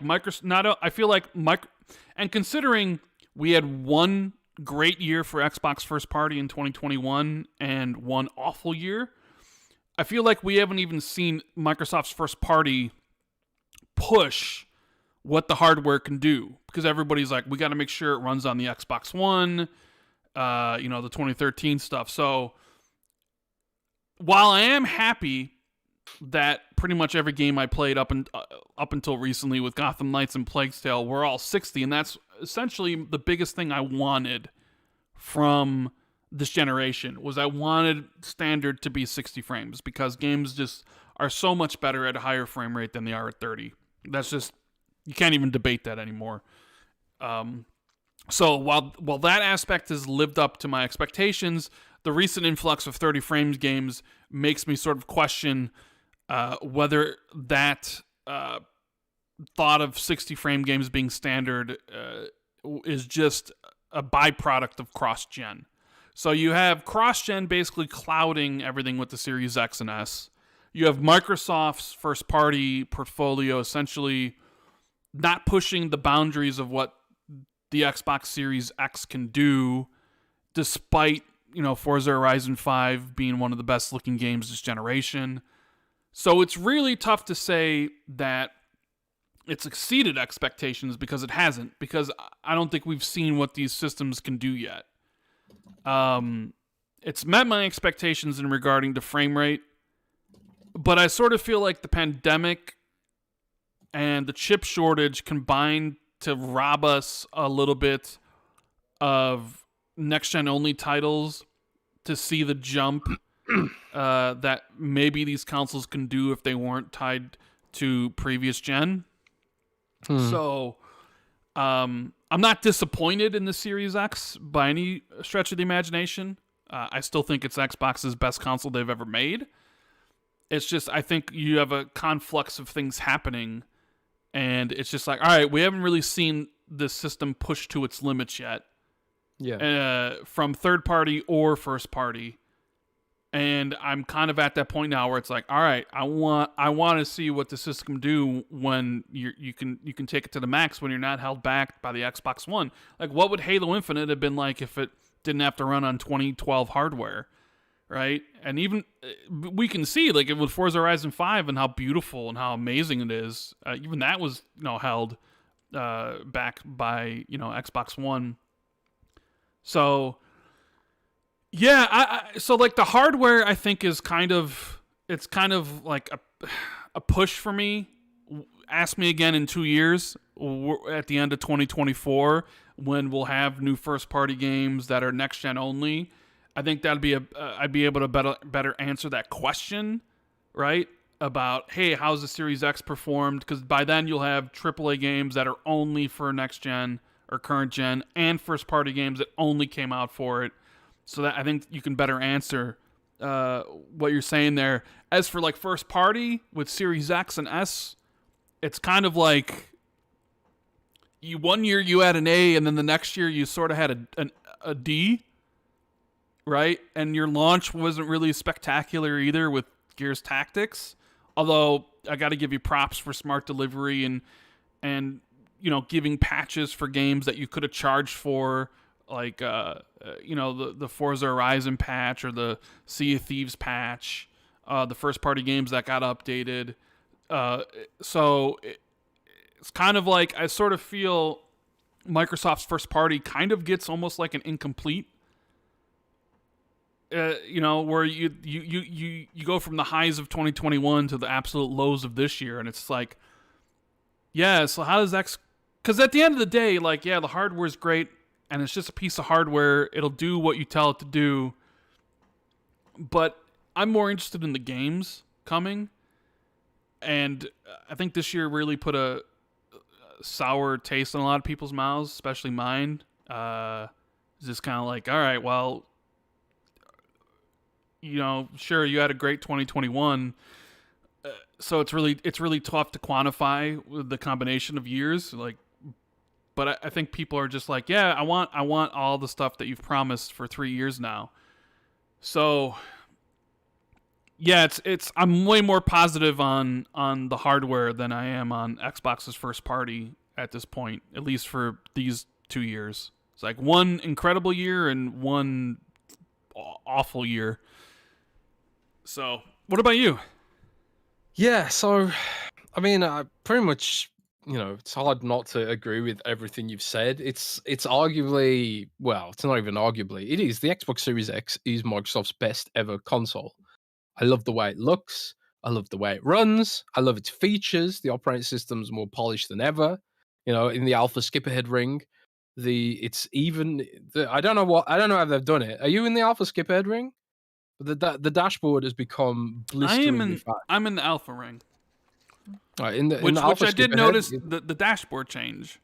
They slightly lowered the boxes. Yeah, the way it looks leaves a lot to be desired right now, frankly.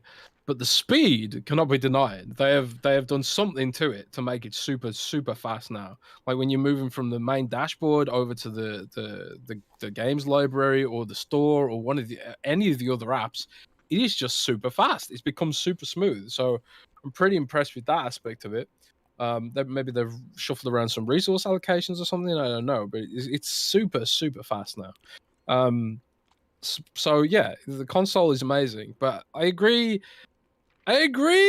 with you about this whole sort of I don't know, the confluence, the conflux of the pandemic and the games haven't materialized. I remember when I saw Tom Warren actually from The Verge. He was tweeting about the anniversary the other day, and he said it was remarkable for reviewers because it was the first tech product that we had like 6 weeks ahead of launch.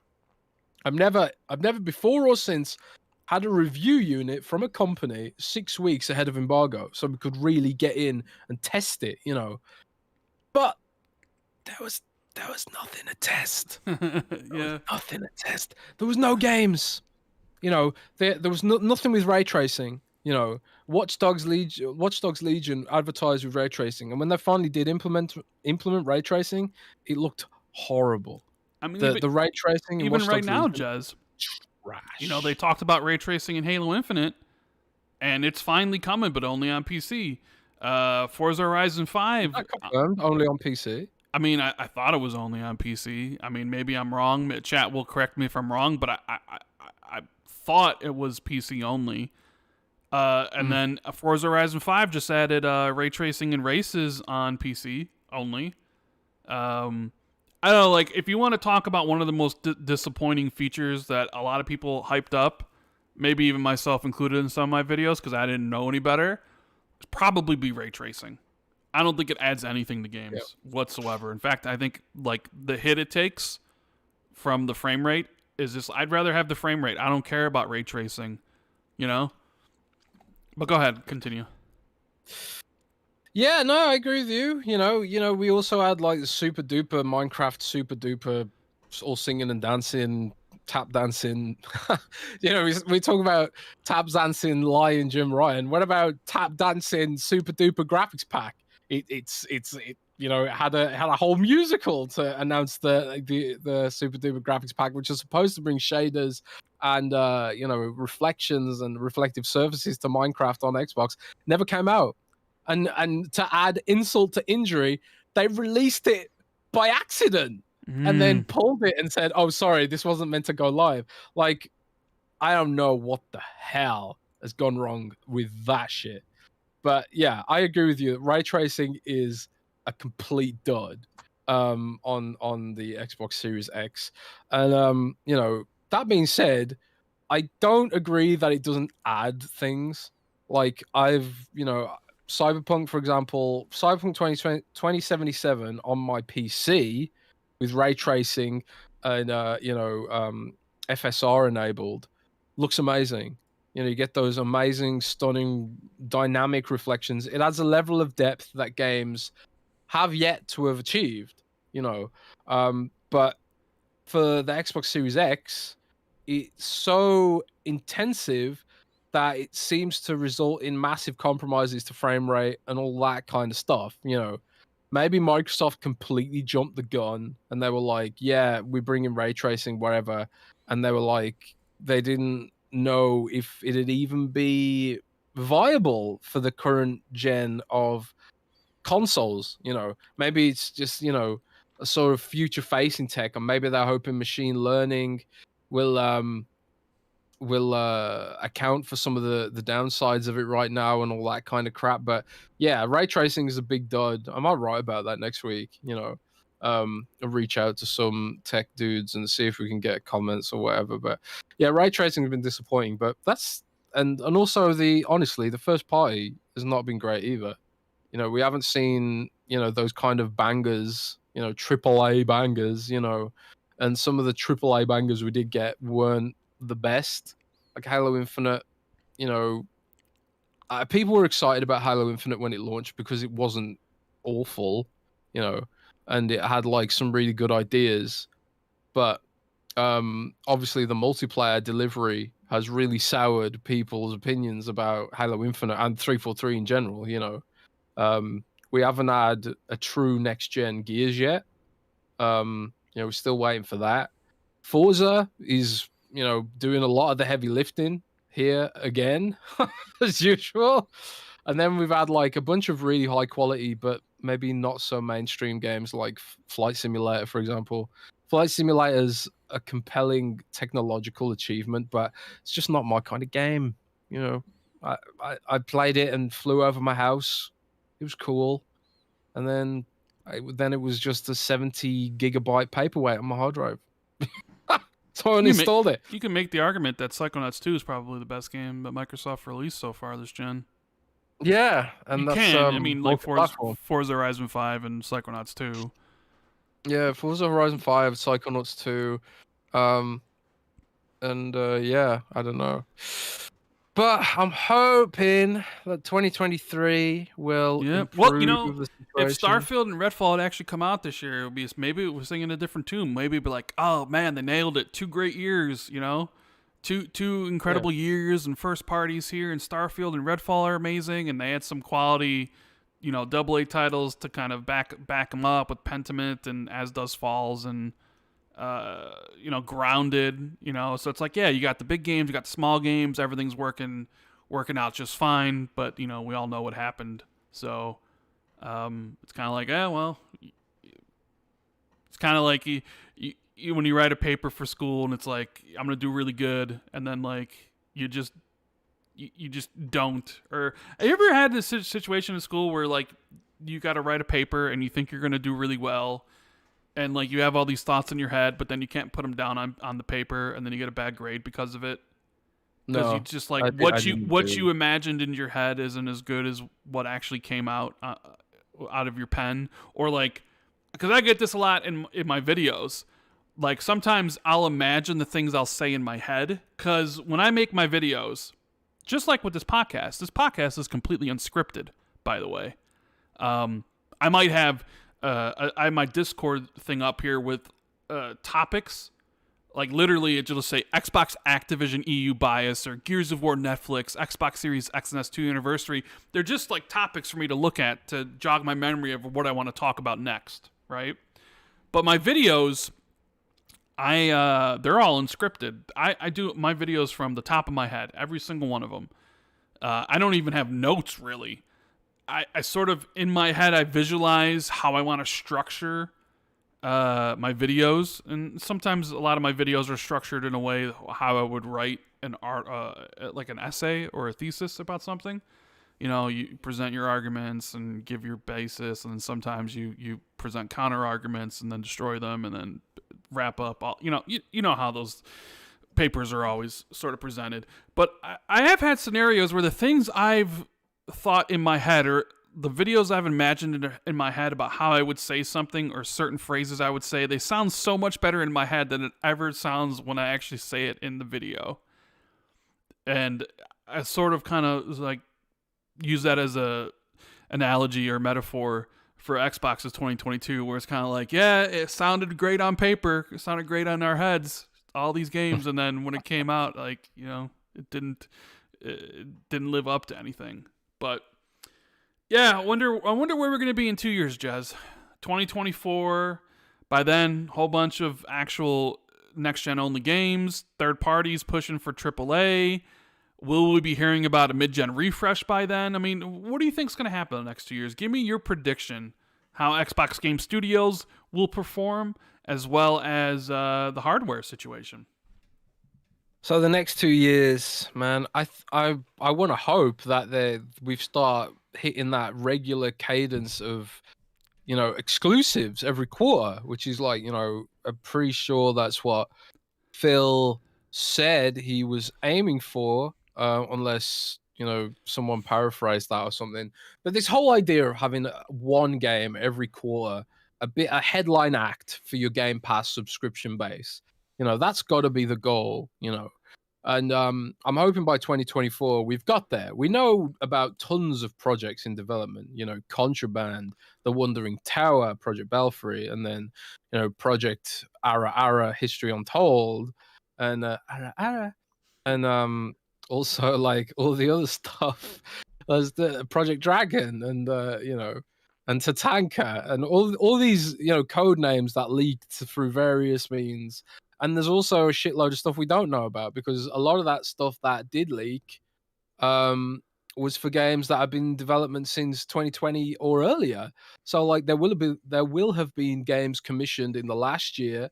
There'll be games commissioned next year from various studios, third party, first party, whatever, and projects moving forward? Where's the next Gears of War? Where's the Coalition smaller game that's rumored? Where's Kojima's Overdose game and all that kind of stuff? There's going to be, and Avowed, Outer Worlds 2. There's a ton of stuff in the pipeline, and I just sort of I hope we get that on a steady cadence. That's what I want to hope, and that's where I see it going. That's where I ultimately see it going. The execution of that plan of having quarterly headline releases, or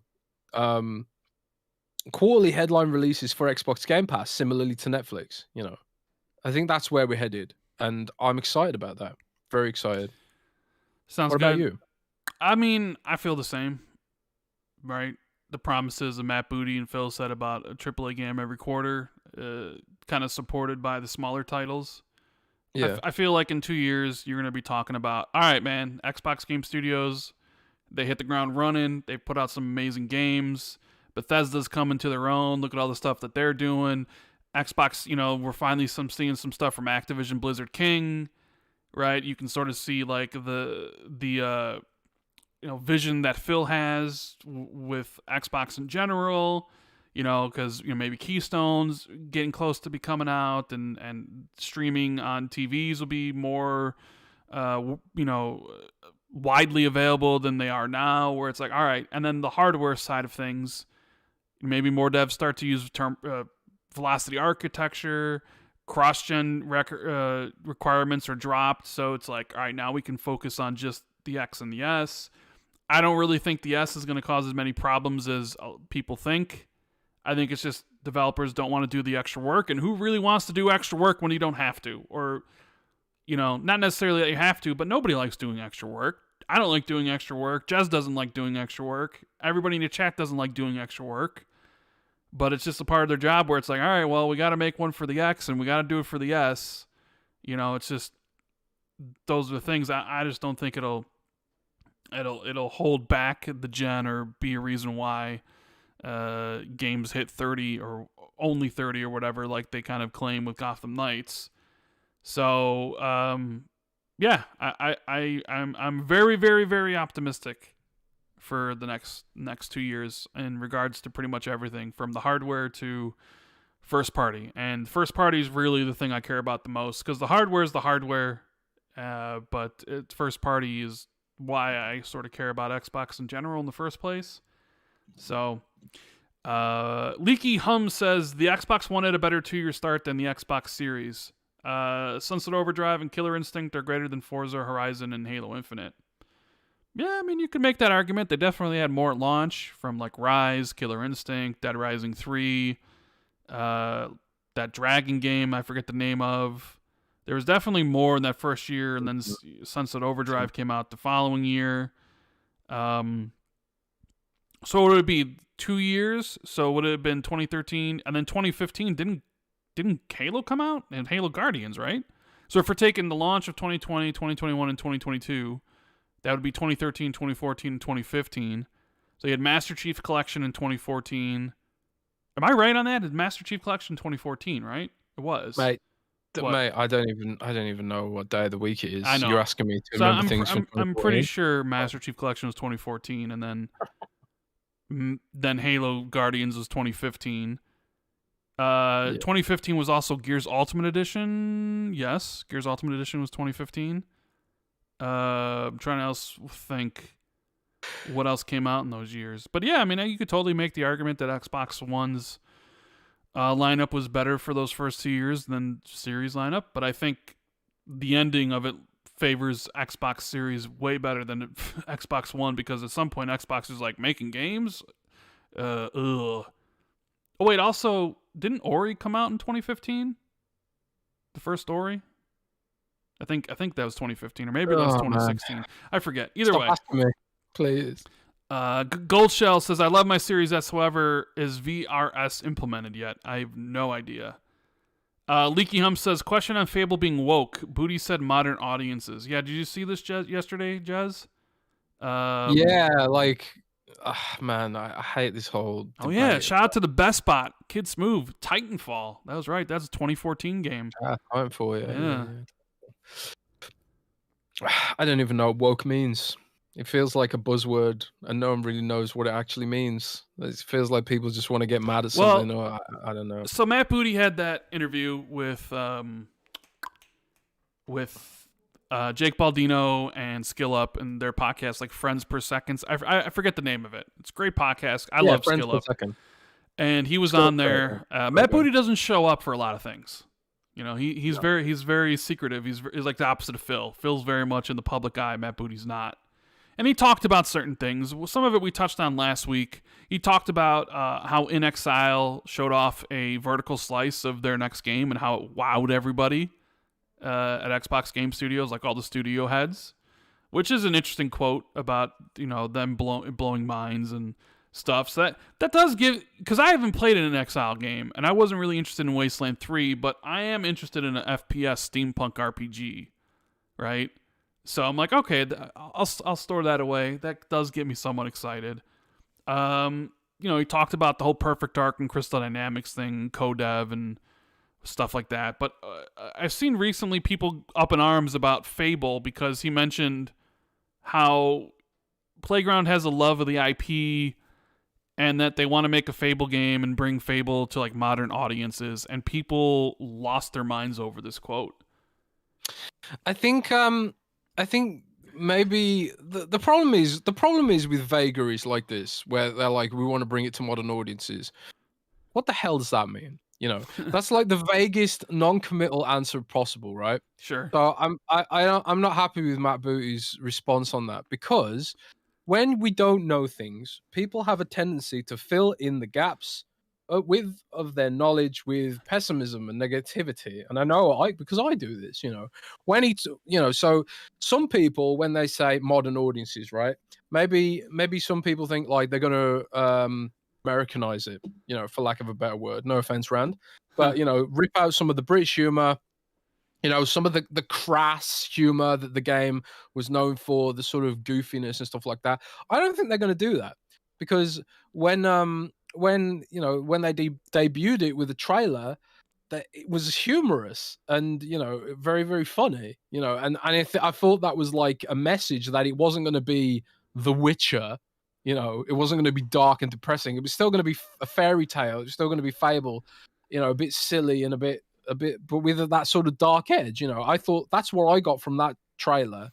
But like when people say like modern game, you know, some people are taking it to mean it's going to be, you know, watered down, or it's going to push some kind of political agenda. I don't know, but that's not what I think, because I don't really live in that American political culture war bullshit, which I hate. I'm not interested in anything to do with that stuff. Please keep that in America. I don't want it. So, you know, for when he says modern audiences to me, I'm worrying about things like open world fetch quests and Assassin's battle Creed passes and battle DLC, passes, microtransactions, and stuff like that. Because I think some people are like, oh, it's going to be woke. Because like Saints Row reboot was kind of like, oh, we're going to bring Saints Row to modern audiences. And a lot of people have that queue of modern audiences, like people don't respect the source material and it ends up being worse, right? Where there's that. Yeah. And then there's also the game design. Like Fable's very much, you know, like the old Fables are very much straightforward RPGs, right? But when you talk about, oh, well, we need to bring Fable to a modern audience, you know, there's a lot of predatory practices that modern games engage in now. And some people are like, oh, when I hear those words, I'm just thinking of like, make sure you pay us $10 for your Fable Battle Pass. Or, you know, oh, you can buy emotes. You want the chicken chaser where you're kicking the chicken? That's $10. A lot of things that maybe the original Fables would have done for free, maybe they charge for cosmetics. You know, a whole bunch of rigmarole that people don't like in their games. So you're right, Matt Booty. His comments about Fable were just general platitudes. He's basically saying. He says a lot, but it all means essentially nothing. Yeah. Right? Because we haven't seen the game. All we've seen is a CGI trailer. So, like, and all we can glean from that is like, okay, it's going to look fantastical, and they have a little bit of the British charm the first one had, and that's all he's really saying is like, well, they had love of the IP, and they know the heart and soul, and they're a good studio, and they want to take. It's just like he's not saying anything. So yeah, I can see how people would latch on to this whole modern audience thing and just fill their minds with all the negative things that they're used to in the gaming industry when other PR companies or other people said that. Because, most times you don't have a positive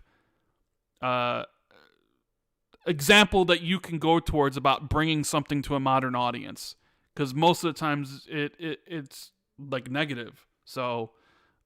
Although it is kind of funny, it blew up recently when all this stuff came from an interview like last week. So yeah, I don't know. Modern audiences, like, that could mean a million different things. So I'd honestly hold off judgment. Maybe modern audiences just means it's going to be 4K 60. Somehow I doubt that. I mean, not that it would be 4K 60, but I don't think that's what he's talking about. I mean, like, I think people are worried they're gonna remove some of the hilarious stuff like kicking chickens around or farting. But I don't think they are farting, yeah, or farting on people, or marrying someone, cheating on them, and getting AIDS, and then giving your spouse AIDS or whatever, and then having kids, like that sort of stuff you could do in Fable. Yeah, like, hopefully they won't remove some of that weird and wacky stuff, because like that's kind of like, the sort of the Fable had this sort of life simulator edge to it, kind of.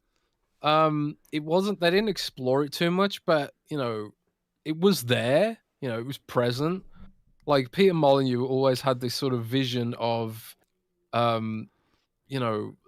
player freedom to the point of being able to do things that you wouldn't be able to do in real life without serious consequences. Like, if I went up to Rand in public and I was a stranger and I just farted on Rand's head, Rand's like 6'10" and he'd probably kick my ass. 6'2", sir. 6'10". Yeah. Same thing. No, I get what. Can you even be 6'10"? Doesn't it max out? How many inches? 7 feet. 12 inches in a foot. So someone could be 6'10", 6'11", and then they'd be 7 feet. So I don't know feet that well, because Britain's so stupid with measurements, because we use the metric system and the imperial system. So like that in school they were teaching us centimeters for height, but then imperial for weight, pounds and stone, and Americans don't even use stone, which is even more hilarious. Man, the whole stuff with British measurements is crazy. But yeah, I think Fable. Reserve judgment, man. Reserve judgment on Fable. I don't think like people freaking out about it being like watered down or woke or whatever, however many interpretations of that terminology there is. I'd hold off judgment until we actually see what it's like, But this is one of the problems Microsoft has with adapting these classic franchises that have a lot of baggage. We always sort of like, we always want Microsoft to revisit old franchises and revisit old IP, but it's like a double-edged sword, because then they have to sort of they've got to sort of thread this needle of appealing and appeasing the old fans and finding new audiences. And we see this with Halo. I talked about it before, how like everyone was mad that Halo had sprint in it, and there was like a really aggressive discussions about whether sprint was right for Halo, or whether some people won't play Halo because it doesn't have aim down sights for most weapons, and the weapons that you kind of does has like soft aim down sights. It's not like even true aim down sights, like a zoom in kind of thing. So yeah, it's just a load of stuff, and we're overthinking it. We're overthinking what Matt Booty said. Just wait and see. Get mad later. If you can't fart on people, get mad about that later. But I want to be mad now. I want my Twitter engagement now with my likes and my retweets. I want my revenue now for making a video that's upset about it. I want it now, Jez, not later. Now. Rand, are you saying that people are outraged for no reason? I mean, some people definitely are. Some people profit off that, as well. Highlander's been a member for 4 months, says, Jez, Sony fans believe your article and Microsoft actually want to acquire Twitter. It's funny to see them post what you think. So yes, you posted on Twitter, you posted on an article on Windows Central that you think Microsoft should buy Twitter. So yeah, I wrote that at 2 a.m, right? I literally last week my sleep was so bad. I was sleeping like 2 hours at a time randomly here and there, and to be honest, it's still pretty bad. Like I've been sleeping in like 2-hour blocks. The blocks are getting closer together. I slept like an hour before the show just so I'd be like more awake. But yeah, my sleep cycle's so bad. So I was like, I couldn't sleep, and I was just like, yeah, you know what? Screw it. And I was just thinking about how much this take would annoy you. Yeah. That's why I wrote this article, because like I just started writing. I was like, this is hilarious, because obviously Microsoft is never going to buy Twitter. Obviously, they're never going to do it, But and they shouldn't. They shouldn't buy Twitter.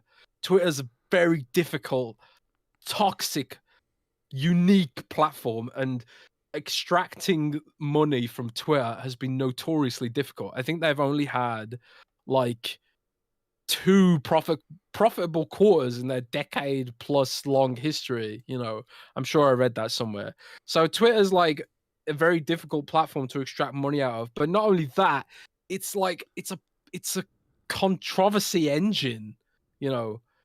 All this stuff about all the politics. People in chat are still discussing political things that sort of emerged in part from the lack of nuance in discussion on Twitter is symptomatic of discourse in our modern world right now. And I don't think Microsoft wants any part of that shit. And anyone with a brain wouldn't want any part of that shit. I have no idea why Elon Musk thought it was a good idea to buy an ad platform that is driven by rage in most quarters. Twitter's an amazing platform. I built my entire career through Twitter. I was a dude I was minimum wage, working high school IT, as a network dude. I rebooted printers for a living. I had no prospects. I never finished school, and it's only through the connections and the friendships I've made through Twitter, like people like yourself, for example, Me? and all the people, little old me? Yeah, little old you, we met through Twitter, basically, Yeah, and true. a lot of the people who've come through chat probably discovered us through Twitter. Let us know in chat how you discovered the show. Did you discover it through Twitter? Did you discover it through YouTube algorithm? Like, how did you discover the show? I'm really interested to hear about this, actually. But at the same time, Twitter is aggressively toxic. It's like the double-edged sword, very, very double-edged sword. Like there's no sword more double-edged than Twitter, probably. And I don't think Microsoft would want any part in it. But still, I thought it'd be fun to explore the possible reasons why Microsoft would want to buy Twitter. So I'm just going to run through them really quickly, and we can get Rand's take. My take is literally no, they shouldn't. Okay, so we know your overall take, but Microsoft has little social clout, and they own LinkedIn, but they don't have a social media platform. You could argue Xbox Live is a social media platform, but it's very sanitized. It's very closed. You can't really share much content through it, and it's not very good for content. So, and we know that Microsoft's interested in social media, Rand. They wanted to buy Discord. They wanted to buy TikTok. Remember when Trump was like, we're going to force TikTok to sell? Microsoft was tipped to be among the companies to purchase it. So they're clearly interested in social media. So I was thinking, like, slip Elon Musk a little bit of money to help him get out of the deal, and then Microsoft can take it over. Do you not think that's a good idea? Not a good idea, Rand? No. I mean, Not right? no. I don't think so. Did you see that? I embedded your tweet in the article, by the way. What tweet? What? Why I said absolutely not? Yeah, I embedded that in the article. I'm And Fame for David Whitaker from Level 1 Gaming, Fame and 2K on Twitter. Cool dude, by the way. I really want to podcast with him, but I just haven't been able to schedule it. But yeah, definitely check out Level 1 Gaming. He's a cool guy. He Fame said, yeah, combine Twitter Blue into Xbox Game Pass Ultimate. Yeah. Another thing, they could integrate Twitter into all kinds of platforms. Like I always see this shit constantly, Rand. Constantly, I see this shit. Where like games integrate with Twitch. I see it all the time. I get emails from PR companies all the time. Go on Twitch drops, watch a Twitch stream about this game and get like a skin or get some in-game currency. I see that shit all the time. If Microsoft had a social media platform like that, they could on-ramp people from Twitter to Xbox Game Pass. It could be like, I don't know, watch a Twitter stream, because you can stream live on Twitter somehow. I don't know how to do it, but you can do it somehow. I see Fame, fun speculation. I see him do it all the time. I don't know how to do it. I've never really looked into it, but I think you have to, what's the platform called? Restream or something, right? I don't know. They've got some streaming platform Twitter has. I can't remember what it's called. But that's the thing, like Microsoft would have a streaming platform potentially if they bought Twitter. And unlike Mixer, it would actually have an audience, So they could integrate. By the way, I put up a question on YouTube, Jez. How did people discover us? Your question made this happen. So it was the responses are Twitter, YouTube, either sub or recommend, or us being guests on other shows, and then like other, because people are going through and giving like how they discovered us, and it's mostly YouTube, which I would understand. But yeah, go ahead. Continue to tell us why Microsoft should buy Twitter and spend that type of money for something they don't need. I won't go on about it, but I just like the idea, man. There's this part of me that just thinks like they'd have their sort of social media platform sorted. They could integrate it with other services. They could integrate it with LinkedIn. They could integrate it with Bing ads. It makes sense to me, man. And I just kind of want them to do it. I just kind of want them to do it. They spent 20 billion on Nuance voice recognition company. Why can't they spend 30 billion on Twitter? They could get it at a discount.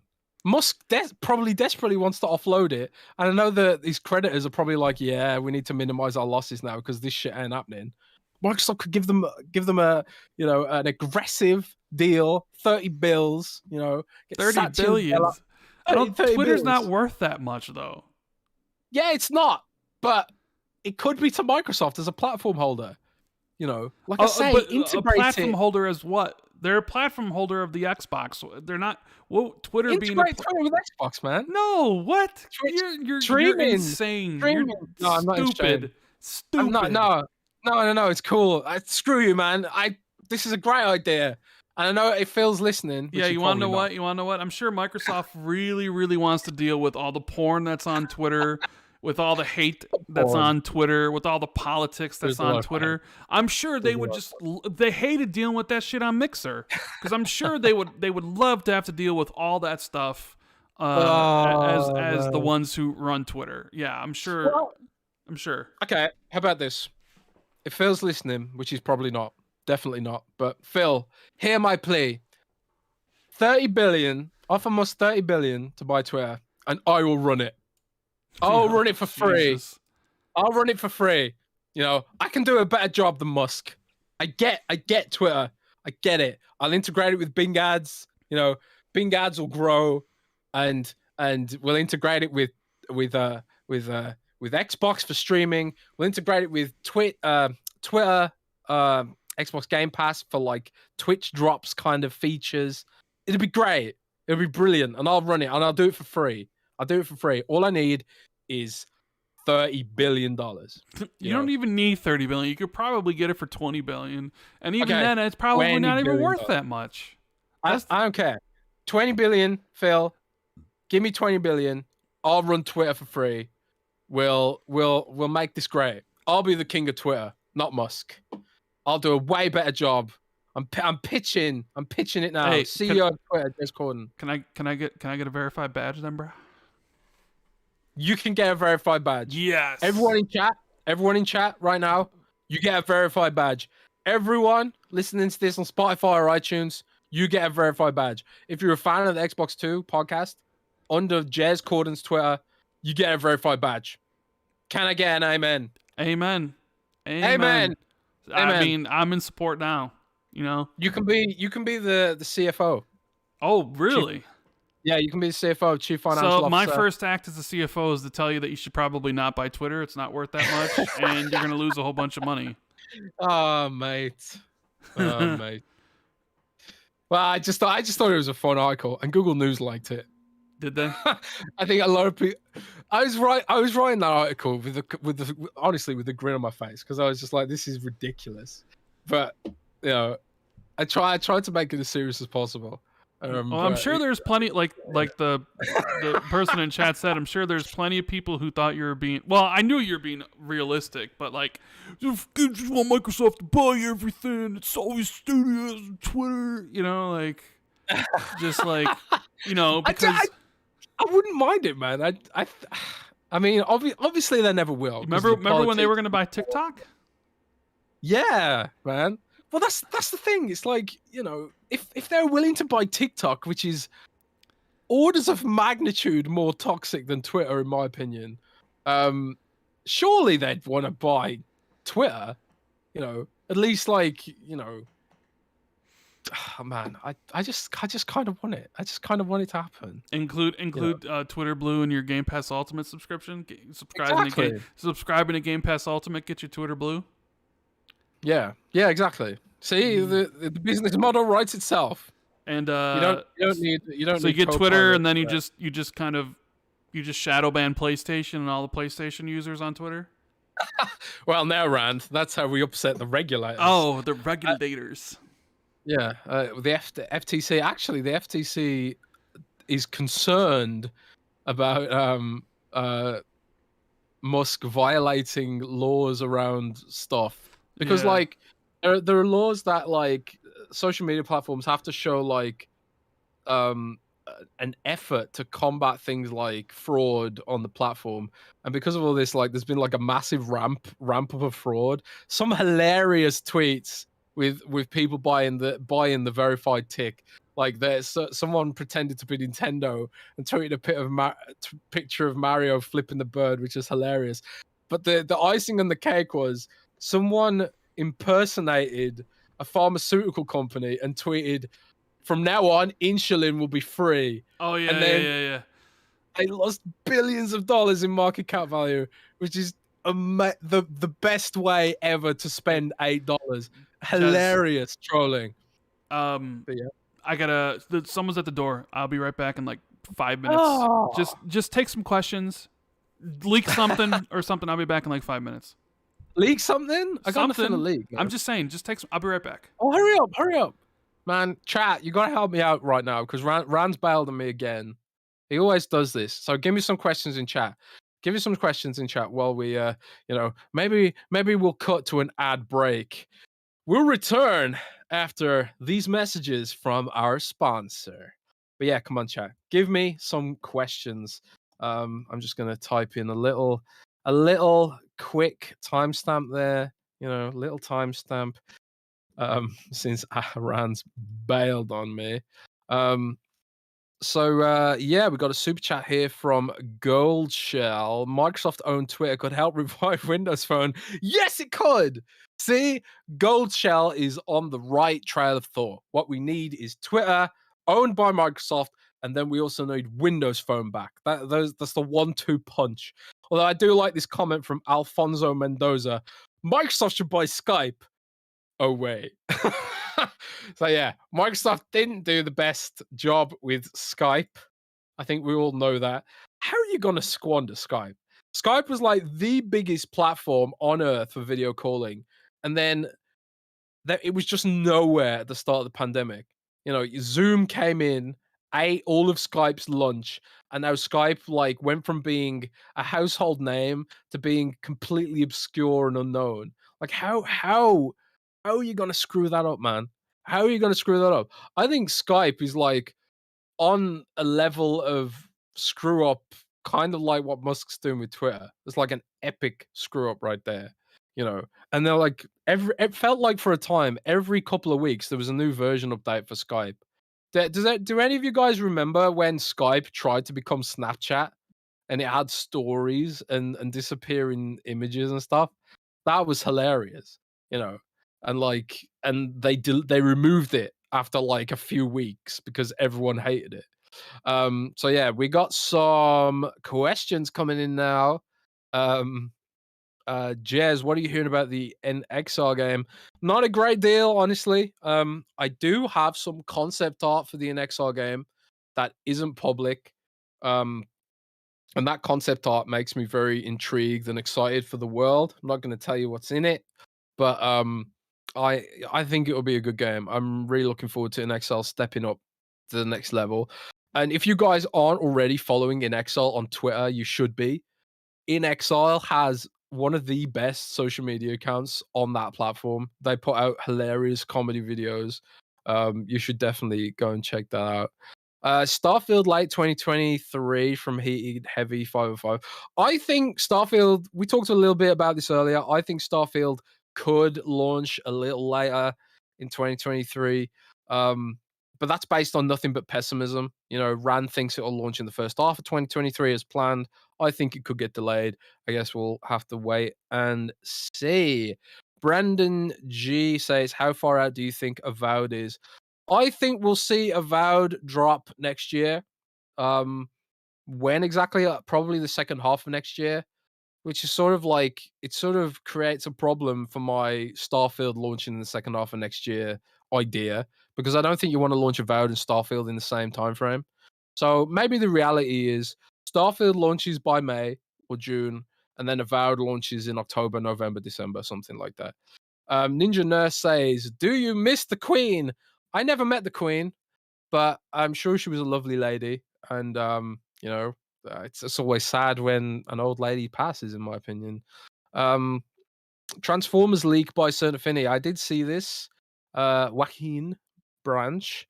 I haven't looked into it that much yet, but the world is bereft of a high quality Transformers game. So if anyone can do justice to that IP, it's probably Certain Affinity because they're pretty damn great. Jez, do you know the Muffin Man? No, I do not. What is the Muffin Man? Can someone in chat brief me on the Muffin Man? Because I have no idea what that is. In Nomad says, in all seriousness, do you think Microsoft should have bought Discord? 100% definitely yes, Microsoft should have bought Discord. But at the same time, after seeing what Microsoft did to Skype, should they have bought Discord? I don't know. But the problem with Skype was Skype had an innovation problem even before Microsoft bought them, to be fair. Like, you know, there was issues with Skype as a platform right from day zero. The back end's really slow. Even to this day, the back end of Skype is slower than competing platforms, which kind of like is the reason why it's dead, you know? And Skype just doesn't seem to get it. Just doesn't get why people don't want to use it. It's just because it's slow. You know, it's slower than WhatsApp, slower than Telegram, it's slower than Facebook Messenger, it's slower than everything. So why would I want to use Skype under any circumstances for anything? But you know, if you keep the team at Discord who are rapidly iterating new features constantly, it feels like every couple of weeks there's like great new features hitting Discord. But yeah, I do genuinely think Microsoft needs a social media platform to complete its sort of, you know, its tech circle. You know, I kind of feel like if you've got a game platform, it'd be good to have a social media platform attached to it in today's age. You know, and you know, even though it never happened, it's a bit silly. I do think it'd be good for Microsoft's business model if they own Twitter. They bought LinkedIn at the end of the day. Jesus, but I are don't you know. still talking about Twitter? Is this Someone asked if Microsoft should have bought Discord, so it sort of feeds into that. I just think they need a social media platform. You know, they got LinkedIn, but how do you integrate LinkedIn with Xbox? You can't do it. LinkedIn's for work, man. I think like if they had a fun version of LinkedIn, that'd be cool. But yeah, Q&A section's over. We'll get back to the topics now. But we did a mini Q&A section while you abandoned me. Who was at the door? Was Amazon it DoorDash? delivering my Propel water. Yeah. Oh God, Propel. We need to get a Propel water. sponsor. We need a Propel sponsor. That's Gatorade. Gatorade's not going to sponsor us. Oh, is it really? Yeah. Well, you know who does sponsor us, Rand? Manscaped. Code XB2. Check out. Code XB2. Adam MC says we all found you through the hub. I don't know what the hub is. Let's take a look at this poll. It's been up for 15 minutes. Got 300 votes. How did you discover the Xbox 2 podcast? 9% say Twitter. 10% say other, so I don't know what that is. 21% says Jez Rand guests on other podcasts. And 60% say YouTube, either through subs or recommends. So well, there you go. Twitter's useless. Done. Yeah. To be honest, like I was concerned about Twitter, right? Because of all this drama, because I was thinking like, oh God, how is this going to impact our traffic? And this is an example of how much of a bubble Twitter is. This is how relevant Twitter actually is in reality. So if I go on Windows Central's analytics right now, right, and I sort it by the past year, a whopping 1.6% of our traffic came from all social media, and an even smaller percent of that came from Twitter. Most of it came from Twitter, but only a fraction of that 1.6%. And then it's something like 78% Google. You know, so Twitter is very small. It's a very small platform of very vocal and loud, influential people. You know, politicians use it, major celebrities use it, but in the grand scheme of things, it is very tiny. You know, Elon Musk told his debtors and creditors that he plans to grow Twitter's user base to 1 billion users in a year. Good luck. Good luck with that. Good luck. Goldshell says Microsoft owned Twitter could help revive the Windows Phone. Oh man, no. Windows Phone is dead. Let it stay dead. But yeah, enough of the whole Twitter stuff. Jez, what the hell's going on between Mick Gordon and the studio head of id and Doom Eternal? A lot of stuff went on this past week. Yeah, Mick Gordon. So this is a story that Mick Gordon posted a massive sort of I don't know response to what the studio head of id said like 2 years ago or something. Yeah, we need to go back to the start first.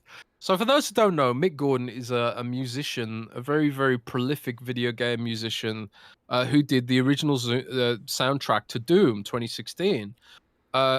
In my opinion, one of the greatest soundtracks in gaming history. Incredible soundtrack. Incredible soundtrack. And also he did games like Killer Instinct Season 1, I believe. He did Wolfenstein. He's worked a lot with, Bethesda. Probably no more, though. Yeah, probably no more. And then Doom Eternal rolled around, and it had a good soundtrack, but nowhere near as good as 2016. The mix wasn't as good, the beats weren't as good, and it just generally wasn't as good. And Mick Gordon sort of came out and said, I'm sort of fuzzy on exactly what he said, but it was basically like he'd been taken off the project or something, and that the mixes weren't his, or very, very little of his work made it into the final product. And, there was disputes over pay and disputes over this, disputes over that. And then the id Software studio head posted a response to that initial accusation, accusing Mick Gordon of missing deadlines and things like that. And then there was sort of like a long period of silence where people were blaming, people weren't sure who to blame, but it definitely damaged Mick Gordon's reputation, I think. Because if there's one thing as a contractor, you want people to think you are. It's reliable, and like, what's his name? Is it Mike Stratton? Mike Stratton. I can't remember this think name so, off the top yeah. of my head. Yeah, Stratton of id Software called into question Mick Gordon's reliability. And there was years of silence, and then Mick Gordon as explosively came out this week with a very long response on Medium, where he sort of goes into detail how he feels wronged by the studio. Oh, the Jason says it's Marty Stratton, not Mick. So Marty Stratton of id Software, and he goes into like a really long sort of treatise on everything that went wrong, and firmly putting the ball back in id Software's court. I actually reached out to Microsoft to see if they wanted to get a comment on it, and Microsoft advised me to reach out to Bethesda to get a comment on it, and I and I did that. Of course they would, because Microsoft's not going to comment. That's Bethesda's thing, Yeah, exactly. But like I reached out to Bethesda then, and then my contact at Bethesda was on annual leave, so and to be honest, I don't think they'd give us a good response anyway. Probably not. It's not a good look for the studio at all. Like Mick Gordon's got like receipts. It just sounds like an awful thing that he went through. And I've seen people who are no longer at id being like, oh, now that it's out about Marty Stratton, like, yeah, the dude's, not very good, or, Toxic. I've seen people, suddenly being like, now that the floodgates open, people are like, yeah, like that guy, I had issues with him too, so. Oh, man. But, I saw like some people were kind of like, after the whole thing with the Bayonetta voice actress, where she misrepresented the facts to sort of advance her grievance with Platinum Games, it did give me pause, because I was kind of like, I want to hear the other side of the story now, but it's kind of like it's difficult, because like you say, he's got receipts, it's almost like a different situation, but there is two sides to every story, and right now we don't know what the other side of the story is. Well, we sort of do, because the guy gave us his side of the story 2 years ago, and he posted in that Reddit post. Yeah, I guess. And now Mick is didn't address every responding. It doesn't. Yeah, it doesn't address every point blow by blow. I guess, but will they respond? I don't think they will. I think they'll try and wait this one out. But I could be wrong. But I think they'd be smart to not say anything, to be honest. But it makes me wonder how they're going to handle it. Like, could they sue for defamation, or has Mick Gordon been quiet all this time because he had an NDA to wait out or something? Because I think it's kind of odd that he waited this long to offer that response, right? But maybe something happened that broke the camel's back, where Mick Gordon was like, I'm losing work because of this meme that Marty Stratton put out there, But it's hard to say. It's hard to say, Yeah, Jake said he waited 2 years to reveal this. Is most likely telling the truth. I mean, yeah, I don't doubt that he is, but sometimes when it comes to social things, there can be two different versions of the truth. I don't want to lie. I don't want to suggest that he's lying at all. Even Jason Mack says, I don't really care about internal employee issues. And that's definitely valid for a lot of people. They're like, I don't care. Why should I care? I don't care. Yeah, I mean, at the end of the day, it's rich people fighting. That's kind of the way I see it. But they're fighting over money, and but I also, I feel bad for the guy, because Mick Gordon has brought me a lot of joy. I listen to the Doom soundtrack unironically. I like the Killer Instinct. Yeah, the Doom soundtrack's great. Killer Instinct soundtrack's great. I'm just really sad that we're probably never going to see Mick Gordon do any more, soundtracks for any Bethesda game. I probably won't even do one for Xbox either. So that kind of sucks. But let's talk about the Xbox Activision EU bias, Jez. Activision, Xbox, EU. Yeah, you thought we were done talking about the Xbox Activision deal. You thought wrong, although it has been less talked about in recent weeks. I remember when October it was all the rage. Jim Ryan saying this, Phil Spencer responded, Microsoft saying something, CMA saying something, Xbox coming back. It was a back and forth war, a real life console war, a regulator war. And that sort of died down. We talked a little bit earlier about how the EU is going into phase 2, which of course they were going to. But more recently, one of the regulators said something really eye-catching on Twitter, and I'll bring it up, Jez. I'll bring it up because this, he tweeted this and then he slowly backed away, almost like his employer told him like, "Uh-oh, you started a fire." Right? Yeah. I mean, a bunch of people DM'd me the tweet and they were like, "Can you believe this?" And I looked at it, I was like, "Is this guy for real? Is this guy serious?" And then because now anyone can be verified, I click into his badge to see if he's like actually verified. And lo and behold, government official verified and all that stuff. Ricardo Cardosa says, the commission is working to ensure that you'll still be able to play Call of Duty on other consoles, including my PlayStation. Also on our to-do list, update stock pictures. These gamers have wired controllers, whereas Xbox and PlayStation have wireless ones since about 2006. And the reason this because he tweeted this out like days ago, like 4 days ago, and I only saw it starting yesterday, so this has been out there for a bit, right? And even though we all thought these regulators would all go into phase 2 because you have to, it's a $70 billion tech deal. Like you can't just be like willy-nilly past that, right? You got to look into all that stuff. But with the CMA and how they sort of took Sony's side in pretty much everything, right? And how Microsoft called them out on a lot of their takes. You even had Strauss Zelnick recently say, like, he's for the acquisition, and pretty much everyone he knows is for the acquisition, and there's only one company that isn't. And, you know exactly which company that is. And it all sort of revolves around Call of Duty, even though, in reality, the reasons why Microsoft bought Activision Blizzard King is for King, and then for Blizzard for the PC stuff, and then, Call of Duty's a cherry on top. But there was this thread that was running through the CMA response about, it's not fair, Call of Duty, blah, blah, blah, blah, blah. But then even the EU, when they gave their, hey, we're going into phase 2, it was about, like, Call of Duty, again about Call of Duty and how they had to make sure that Xbox couldn't foreclose on it. So it's like this whole thread of Call of Duty, Call of Duty, Call of Duty, and it's not fair to remove Call of Duty from PlayStation, even though Microsoft and Phil Spencer have been as upfront as you can possibly be.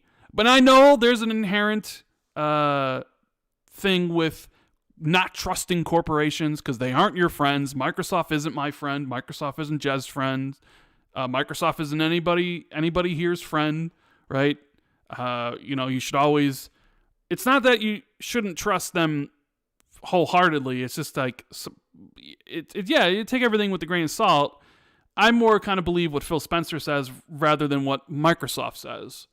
And, Phil, even though people will point to the times where Phil quote unquote lied about VR, because you could be like, hey, Phil says this, but then people will be like, well, Phil also said Xbox One X is getting VR, as sort of a counterexample to why you shouldn't believe Phil Spencer or whatever.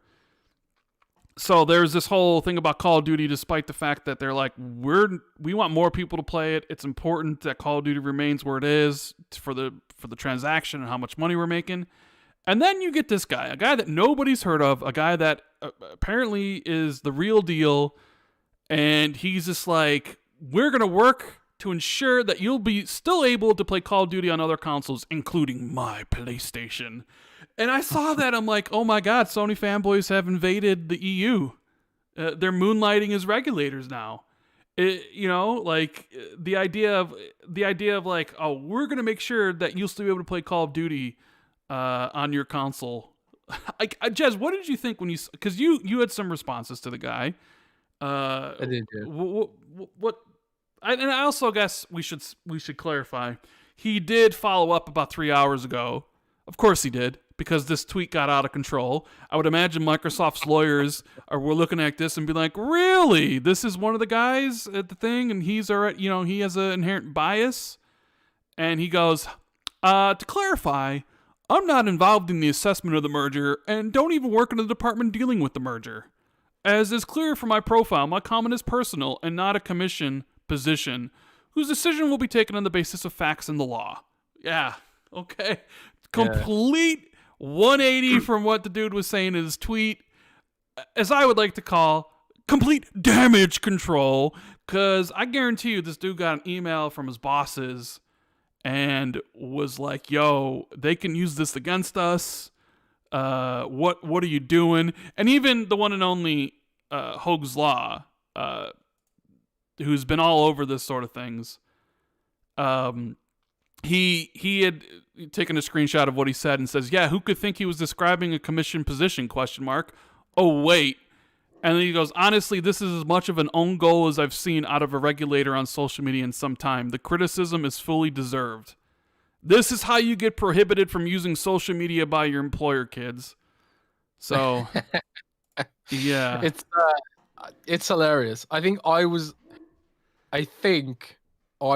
the reason this blew up. Really? Because I was the first person to reply to him. And I said, "What are you doing about the exclusive Sony as market leader is kept from Xbox, PC, and Nintendo?" We've referenced to things like Final Fantasy VII Remake, arbitrarily restricting games and, doing things like, forced parity and pushing prices up. There's no mention of any of this stuff. But whatever. I just thought it was, like everyone else, hilarious exposure of bias in an institution that is supposed to be unbiased. And the thing is, like, this guy's like, in his description, "views mine," but I'm sorry, mate. If you work in a government institution that is handling this kind of stuff, you don't get to have public views on your official political account like this. You don't get to do it without being called out for it. You're supposed to give an air of impartiality about these things, and it just it betrays the meme. And of course, these politicians and bureaucrats, they're just human like the rest of us, but they want us to believe they ain't at the end of the day. They want us to believe they ain't. They want us to believe they're impartial. I ain't gonna sit here and say that I'm impartial. I don't even own a PlayStation. I don't care about Sony. I don't find them interesting. You know what my biases are. My bias is I want Starcraft back. These are my biases. I sit up and say them loud and proud, but at the same time, I'm not a politician. I'm not in charge of making decisions that affect thousands of employees who want to unionize. I'm not in charge of a decision that will affect whether or not lots of new games are getting made, or whether prices come down, or whether there actually is increased competition in the space. I'm not in that position, but he is. And not only, and he says that he doesn't work on the team, sure, but he probably talks to people on the team. He probably talks to people who aren't gamers on the team, and he probably sort of perpetuates this meme that Microsoft bad. Microsoft bad. Microsoft is bad. And he's perpetuating that meme within that sphere of bureaucratic influence, and to come out and say that so brazenly, so blatantly, it is such an own goal. And I guarantee you, Microsoft has seen this tweet, and I guarantee you it's going to become an issue. The fact that he's left it live is like, he's probably just sort of like, to diminish the culpability, because if he deletes it, it's going to look even more guilty, So it's not a good look. And when this actually comes down to it and stuff, it's going to, it's going to be brought up. It's going to be brought up as a sort of like, if this is the views of this guy, inter-institutional outreach. God, I'm sure that's a really great use of European tax money. And it's sort of it's just laughable, man. It's just absolutely laughable. And he got dragged. He got dragged really hard by everyone for sort of exposing himself and exposing the whole and calling the impartiality of the discussion into question, you know. And nobody here thinks this deal shouldn't be scrutinized. Every deal should be scrutinized, you know, because there are situations where competition hurts consumers. Like the whole thing with the insulin this week on Twitter. Insulin prices in America are insane. Yeah, They're they are. they're evil. They're evil because one company or a collusion of companies are pushing up the price, you know, and that's why you're meant to have competition so that it drives prices down, you know. And this is an example of where the regulation of competitors has failed, and that's the insulin price in America.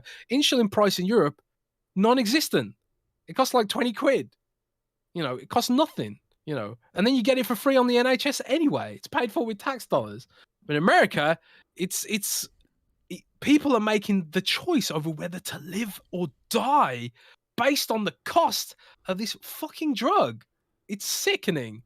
And then you got like these guys who are like getting themselves in a tizzy over whether they can have Call of Duty on their own console.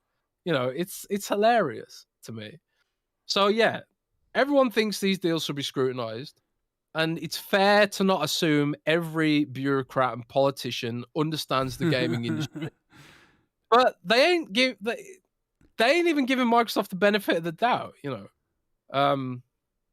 And they're coming into it with an inherent bias, which is the meme that Microsoft bad. You know, Microsoft bad. Which is another reason they should buy Twitter, by the way. Be a good PR move. It would make them seem like the good guy. Mm. Right, Rand? They should buy Twitter. Yeah. No, right? No, they shouldn't. They shouldn't. I don't know why these regulators just don't stay off Twitter and social media like FTC. And it's just like, because you just, I don't know. Everything they say is kind of just like, makes me scratch my head. Because I don't know. I haven't seen one legitimate argument about why they shouldn't be allowed to buy Activision Blizzard. Not one. I think all the arguments that they've presented haven't really been substantial, right? Mm. And it all comes down to the fact that, you know, I mean, should we be surprised though? I mean, Flying Jim Ryan flew to Brussels in September or whatever to talk to the EU. Is it that surprising that they have the same sort of concerns as the CMA? It has to do with like, well, it's not fair to consumers. This might really hurt Sony, and then they might hurt consumers. And Call of Duty and Call of Duty. It's like, oh my god, whatever. Yeah, Jared says, can we briefly remember all the people that claimed to know the deal was going to close in September? Can we collectively laugh at them? Yeah, there were so many of them. How about the ones who thought it was going to close by the end of December 31st, 2022? Should we laugh at them as well? I think there was this guy on this podcast. The Xbox Trace or something. I forget. Xbox Trace? I don't know. It's I don't know. Like, I saw this and I was like, whoa, holy shit. All right, well, if this is the way you want to go, and then of course the follow up tweet being like, I'm not even looking at the deal. I'm not even my department, man. Well, you sure felt the need to say something. Is that because you were told to? Right? But then again, it makes you think, like, how many people, you know, because there is an inherent bias. Everybody has inherent biases about things, and it's sometimes it's hard to get rid of your biases. So, you know, whether it's in the media, or you're doing a review or whatever, I would imagine there's it's one thing to look at like the facts and the law as it's presented, but when you tweet out stuff like, we're going to try to make it so that this game doesn't leave the platforms you play on, including my PlayStation. Like, it just screams being like, yeah, you're against the deal because you want to play COD on your PlayStation, and that shouldn't be the the issue. But enough talking about that, because I'm sick of this whole Activision Blizzard thing. Like, I was all for it when it was all like drama, and then all the drama dried up, and it's just been repeated nonsense. So, Needle Points West says, boldness stated goal of Xbox at release.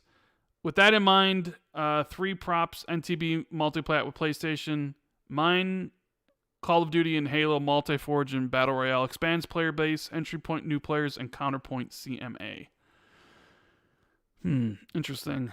Now, speaking of Halo, they released the winter update, by the way.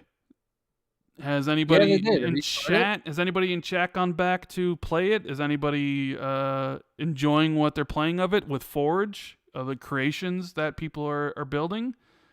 I'm curious to see what you guys think about the Halo Infinite winter update as we move on to 2023 when they get to Season 3 and some more stuff. So that's the Xbox Activision EU bias, which also happens to be the stronghold of PlayStation in general. Like the difference between how much the console PlayStation sells in Europe versus how much the Xbox sells is huge. So like if it's like the EU's looking at it based on that thing, it's like, well, there should be no reason why, because Xbox really doesn't compete with PlayStation and Activision in the EU at all. Like, it is a massive gap.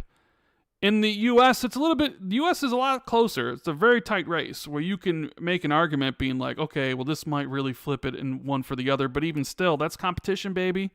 That's why it's good. Because one will get better.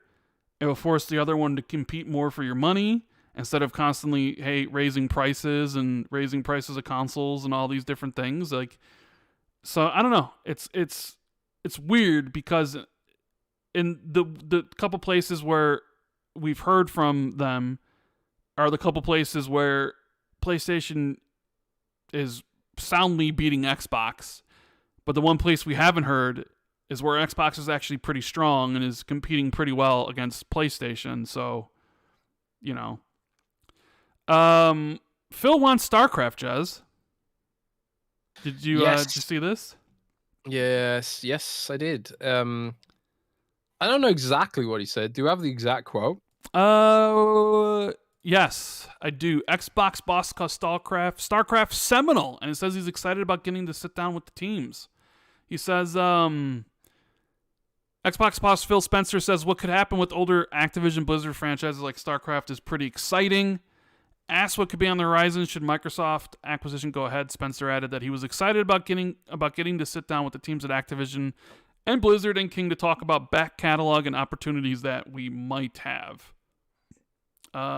He says, not only StarCraft, but Warcraft, when you think about the heritage of RTS games that we're talking about here, specifically Blizzard.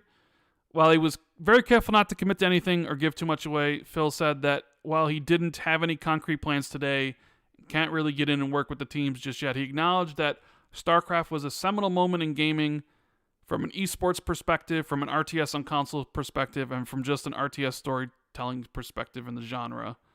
I'm excited about getting to sit down with the teams at Activision, Blizzard, and King to talk about back catalog and opportunities we might have, so I will dodge the question other than to say it's not something I can actively work on right now. But the thought of being able to think about what could happen with those franchises is pretty exciting to me as somebody who spent a lot of hours playing those games. And I know how much of a fanboy of Blizzard you are, how much a fanboy of Warcraft you are. I would imagine this is music to your ears about the idea of StarCraft coming back, which if there was one franchise I thought for sure Microsoft would bring back with this acquisition, it would be StarCraft. Yes. At one point is abused and wasted. I don't know if maybe someone else can give me an example in chat, but is there another example of a franchise that was as big as StarCraft? Because StarCraft was immense during its heyday. That just sort of disappeared. It was Korea's national sport, for God's sake. Like, that sort of just disappeared out of nowhere. And it wasn't like they released a new game that bombed or whatever. It was like it just disappeared. Like, I don't know if I can think of any other franchise that's had that, where it was so incredibly popular, and then all of a sudden it really seemed like it didn't exist anymore. I mean, Rand, I love this response in chat. Scalebound. oh yeah, Scalebound. Nobody cared about Scalebound until it was canceled. No, Scalebound, dude, Scalebound was as popular as Starcraft, and then it just disappeared. But nah, man, Starcraft's weird. I don't know why. You know, I mean, if I go, I've just logged into Battle.net to look at the news feed. So they're still updating the game. There's patch notes posted back in July. Oh, actually, they're a very light patch. Okay, so the game basically isn't being updated anymore. There's a patch in March and a patch in July, and there's been no patch since. They've got like there's also a sort of esports thing, ESL, so it's still big in esports, of course. And also there's a free-to-play version of it, which I didn't even know. That's from 5 years ago. Never mind. So like you can play the base game of the story mode for free, StarCraft 2. I didn't even know that. But yeah, StarCraft is a very, very great example of a franchise that was basically sacrificed so Blizzard could focus more on World of Warcraft, I guess. I think that's ultimately what it is. I think like because And MOBAs. People say, someone said, Sean T said, kill by MOBAs. Yeah, kind of. I mean, it's RTS is a very niche genre. You know, it's really super niche. You know, they've seen some success with Age of Empires 2 and Age of Empires 4, but it's obviously nowhere as big as a first-person shooter or something like that. You know, if I go on the Steam charts just real quickly, let's have a look at the Steam charts for Age of Empires 2 right now, because I think that's still bigger than Age of Empires 4 even. But let's look Age of Empires, right? So search in the Steam charts. So, you know, it's no slouch, to be honest. You know, it's higher than I expected. So yeah, Age of dude, it's actually more popular than I thought. So Age of Empires 2 currently has 18,000 players. So that's not exactly bad. And Age of Empires 4 has 10,000 concurrent players as of like right now. So like let's compare that to another game. Battlefield 2042. This is going to be an unfair comparison. Battlefield 2042 has a whopping 4,000 players right now. So there are more people playing Age of Empires 4 than Battlefield 2042. But let's look at Call of Duty. Modern Warfare 2, which is obviously so Call of Duty Modern Warfare 2 has 181,000. So there's 10 times more people playing Call of Duty Modern Warfare 2 than Age of Empires 2 on Steam right now. So, you know, and obviously we can't look up StarCraft because it's not on Steam. So RTS is a small genre, and right now you have to think that Age of Empires 2 Definitive Edition is probably the biggest RTS right now, probably. So even though like it's a, you know, Age of Empires is a big fish, it's a little pond, right? And you could argue that, yeah, MOBAs killed RTS because it kind of like that, it sort of has that sort of gameplay where it's all about actions per minute and stuff like that, but it's a little bit easier to get into the minute-to-minute gameplay. You know, you only have to really know your character's strategy, and then like you know your counter plays and stuff like that. Where I feel like RTS is definitely more complex and probably a lot more difficult to get into, especially in this day and age of instant gratification. Like MOBAs give you that instant gratification that I don't think an RTS does in the same way.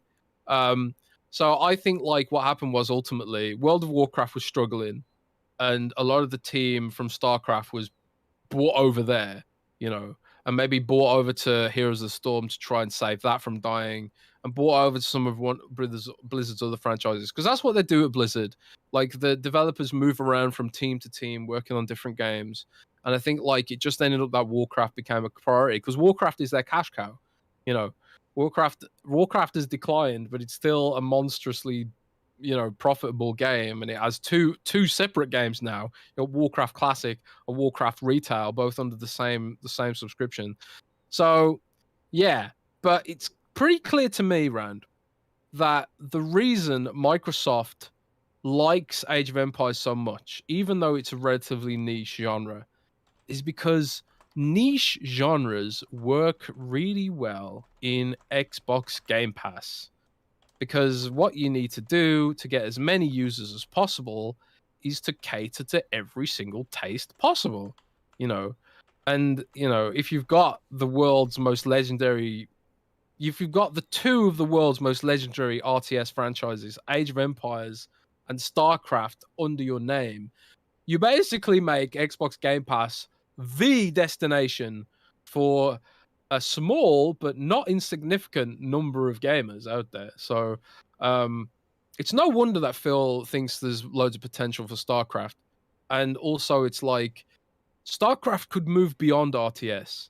It's full of guns, Make it a shooter. Give it to the Coalition. Give us like, a heavy Space Marine third-person shooter that's set in the StarCraft universe. It will be incredible. Incredible. Make an XCOM style StarCraft game. It would be incredible. Make it for mobile too, and you can have it work on every platform. It would be incredible, and it will be incredible because I think it's going to happen, man. Gonna happen, baby. So yeah, I'm really excited by Phil's comments, and I love that he keeps name checking StarCraft because StarCraft was one of the first games that I truly loved as a kid, and I suck at RTS. I'm really bad at it. But StarCraft had that Blizzard narrative, that story mode that was just so amazing, so cool, great characters. Even though it's an RTS, even though it's isometric, it was just amazing. It felt like, it reminded me so much of Alien, fighting the Zerg and all that kind of stuff. Brutal and interesting politics. It's a really, really great franchise that is wasted. And it's one of the main biases for me out of this whole Activision Blizzard deal. I want StarCraft back. I don't care how. I don't care how it happens. Just make it happen. And this is the quickest path to making that happen. Oh, J-Train asked a really difficult super chat. He said, Jez, you get StarCraft or Fallout 5 in the next 4 years. Which do you pick? Dude, don't do that to me. But you're not going to get either in the next 4 years anyways, so... Yeah, but he just said it's a hypothetical. Yeah, pick one. Fallout 5. Fallout, I do love StarCraft, but Fallout is even higher for me than StarCraft in my love, my personal love. The one and only Forte, who's been a member for 26 months, says, Forte here. First, I would love to join you during an upcoming podcast. I'll blend in perfectly with the dynamic of your show. Please, to my agent, Slow-Mo. We are doing the Xbox 2 plus 1. Soon enough. We haven't officially announced that. Well, we kind of have. Colt Eastwood's going to be our first guest, right? Yeah, Colt Eastwood.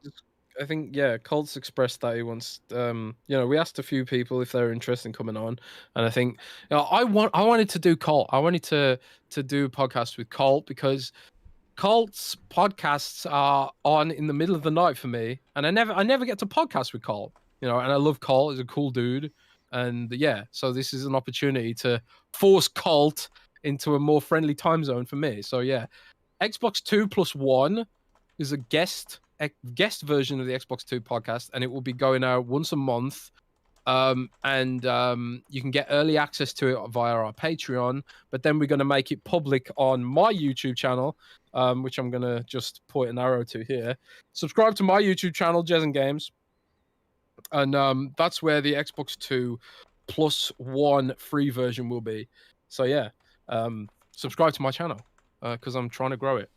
And Rand, Xbox 2 will be a multi-channel show. Yeah. So if you want to get in on the Xbox 2 Patreon, all the perks that it does give, including the Ultimate show with the plus 1 that we'll be doing essentially twice a month. One for the Ultimate, which just me and Jez, and then one with the guest. You can always check out patreon.com/XB2 to get in on that. Get your shout-outs and all that stuff, so... Forte, I'll have to talk to Slow-Mo about that, though. Achievement, he drops by with Super Chat and says, just swinging by to say hi. Have a great show, guys. Thanks so much. Yeah, thank you so much, Achievement. Yeah, you know what? I don't really have much to say about StarCraft. I didn't really play it. I'm just surprised by how big that franchise was and it just disappeared. Although, if it does come back, I do want it to come back as a third person shooter. I want StarCraft Ghost, and I want the Coalition to make it. Yeah, it'd be amazing. The game writes itself, for God's sake, man. It writes itself. It has to happen. It has to happen. Yeah. You would think so. StarCraft. You would think so. Yeah. Let's see. Is there anything? Oh, Battlefield 2042 is coming to Game Pass Ultimate. Do you think that's going to save the game, Jez? Quick answer, probably not, right? Probably not. Mm-hmm. The Battlefield 2042 coming to Game Pass Ultimate soon. Oh yeah, what about it? I think it will bump players up a little bit because it does coincide with a big update. Yeah, they're bringing 3. classes. Yeah, they're bringing classes back to the game, which they should never have removed in the first place. So like there'll probably be some lift, but there's just something fundamentally just feels bad about Battlefield 2042. I can't even put my finger on it. There's probably a YouTuber out there smarter than me that has sort of can sort of put their finger on it more than I can, but I literally just hate the way it feels. You know, if again, let's go back to Steam charts for a second because I noticed this recently. So let's go back to Steam charts. On Steam charts, we said earlier Battlefield 2042 had 4,000 active players, but how much does Battlefield 1 have? Battlefield 1 has twice as many players, 9,000. And then let's look at Battlefield 5. Battlefield V.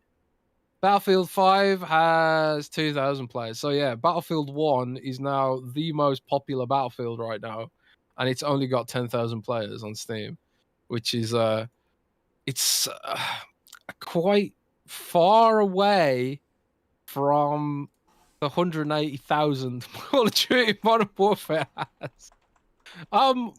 You haven't played you don't play Call of Duty multiplayer, right? Nope. I was going to ask you what you think of it, but nope. I really like it. You know, I suck at it because I'm just not very twitchy. But a lot of people say like you need to play it a little bit slower and more methodical, which again I'm too impatient to do that. But I think it's very good. I see a lot of positivity about the Modern Warfare 2, although there's some bugs and stuff. But yeah, I don't know. But yeah, Rand, I think that's all the topics, right? Well, we got the Gears thing. Oh yeah, the Netflix stuff. Yeah, so they announced during the 16th anniversary of Gears that they're working with the Coalition, which is good, on a Gears movie, and then an animated Gears show, and then maybe potentially more. We've seen recently how a good show on television, well, whether Netflix or whatever, can really help a game, like with Cyberpunk. Edge Runners coinciding with, they kind of coincided the anime to go with an update for the game, and how it blew up Cyberpunk the game. Granted, it was timed perfectly, and Edge Runners was actually amazing. So it made people go back and check out the game, and they had like 1 million people concurrently playing it for a week. We know Sony's doing a whole bunch of movies and TV shows. They got like a Last of Us show coming out, I think early next year. They got a Horizon Forbidden West show coming on Netflix. They got a God of War show. They have like a Gran Turismo movie. An Xbox, you know, they started this down the road in 2013 they started Xbox movie studio. What was it called? Xbox Entertainment Studios. You know, because something like that. They thought that would be the next push of cross media, of doing games and TV shows and movies. It looks like they were a gen early, like they are with everything. And now when it seems to be okay and people are like, yeah, movies and TV show, Microsoft is getting their back into it. They have the Fallout TV show on Amazon that's filming right now. They have the Grounded animated show coming to Netflix, a Gears of War movie and animated show coming to Netflix. The Halo TV shows on Paramount Plus. And I think there's like is there like a Minecraft show as well or something? Yeah, I actually did a roundup on Windows Central of all the Microsoft TV shows. Let's run through them quickly. Microsoft, oh man, Windows Central. I need to like actually remember all the Xbox, yeah. So if you're going with essential, all the Xbox movies and TV shows Microsoft has in the works, and a nice banner there from Cloveril. So we've got the Gears of War movie, which is don't really know much about it. Dave Bautista maybe as a lead role. We have to find out. The Gears of War adult animated show. Supposedly that'll be similar to Edge Runners or Castlevania, like a little bit darker and more violent, hopefully. Then we've got the Fallout TV show from Amazon Prime Video. They shared a picture of that on the 25th anniversary of Fallout. And there's been a bunch of leaked screenshots, screenshots, a bunch of leaked photographs from the set, and it does look very authentic. Seems to be set in Fallout 3, that city. Where was Fallout 3 set now? Washington, right? Washington, D.C. Yeah, the Capital Wasteland. Yeah. And then we've got the Grounded TV show. So there's an adaptation of Grounded coming. Not sure if it's going to be live action or it'll be animated. So yeah, the Grounded TV show is going to be 3D animated probably, and the writer of Star Wars: The Clone Wars is doing that one, so that should be high quality.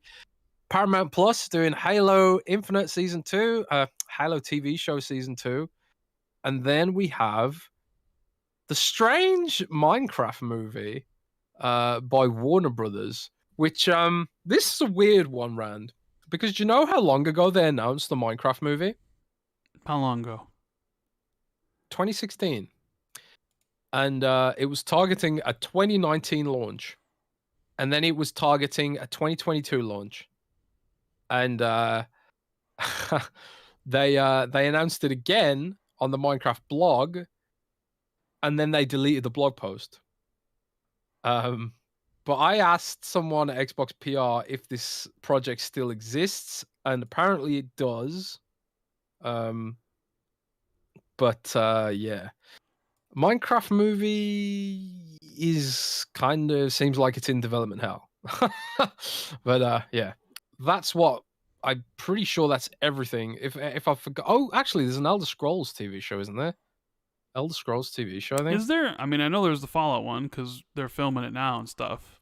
Okay, this is just a rumor right now. Netflix reportedly developing Elder Scrolls TV show, and this is a rumor. If it's truly happening, I don't know why haven't they announced it yet. But yeah, there's that's a rumor too. The Elder Scrolls Netflix show, but there's no official announcement on that yet, as far as I can tell. But yeah, we did talk about the Gears Netflix stuff at the start of the show because someone posted a question about it. You say you're not the biggest Gears fan, but I mean, I like Gears good enough. You like it. Yeah. The problem is like, what's your take on it? Is that Netflix movies tend to be shit. Netflix movies tend to be pretty bad, right? And I would want a Gears movie to actually be pretty good. But when you tell me off the bat that it's a movie, my thought is already going to, it's going to be bad simply because it's Netflix. Now, their shows are great. They got tons of great shows. But most of the time, their movies are awful. And, we've already seen Dave Bautista campaign for the role of, Marcus Phoenix. Mm-hmm. So who would you want to be? Who's your perfect cast choice? Because I saw Colt Eastwood's troll post where he was like, Tom Holland should be Marcus. Mark Wahlberg should be Bard. Pedro Pascal should be Dom, and Kevin Hart should be Cole, right? Obviously, like a troll thing. But since you're the Gears fan, and I'm assuming you'd want it based off of the original games, right? The four core members of Marcus, Dom, Bard, and Cole, right? And not based around what they're doing with like Kate and like current, right? You want it the original universe. So who do you want playing these characters? Do you want a situation where Chris Pratt plays Marcus Phoenix? Oh man, maybe Chris Pratt can play Jack the Robot. But this is tough for me because honestly, I don't know that many actors. I'm not Mhm. really that big into movies and TV shows. The obvious thing is for Dave Bautista to do Marcus Phoenix, but it's kind of hard for me to think of Marcus Phoenix as anyone but John DiMaggio. But at the same time, I know John DiMaggio isn't this huge ripped dude, so it's kind of tough. I think I don't know if I'd want Dave Bautista as I love Dave Bautista a lot, but is he Marcus Phoenix to me? Kind of not. I'd like him to be in it though. He could be like a random cog soldier or something, or a new character or something. I think he should definitely be in it. Actually, how about this? Dave Bautista plays Rom. That makes more sense to me because he's bloody huge, and he could get all the green. They could do green screen stuff, but maybe Dave Bautista plays Rom. I think that'd be kind of cool, actually, because that kind of flips it on his head. Everyone's expecting him to be Bautista, but what if he's Rom? I think that'd be kind of cool. But you know, I'm going to defer to chat. All those listening, chat, give us your opinions. We've got Dead Proof say The Rock should play Dom. Dave Bautista should play Marcus Phoenix. Terry Crews needs to be Coltrane. Some people don't like my take that Dave Bautista shouldn't be Marcus Phoenix. I don't know. It's just, I don't know what it is. That's just something I can't put my finger on. That I just don't see him in the role. It's hard though. I don't know who else I'd put in that role. Do you have any ideas for Marcus Phoenix, Rand? I mean, if there's anybody, I'd want it to be like Dave Bautista. I don't know. I feel like he fits that role pretty good. He's a great actor.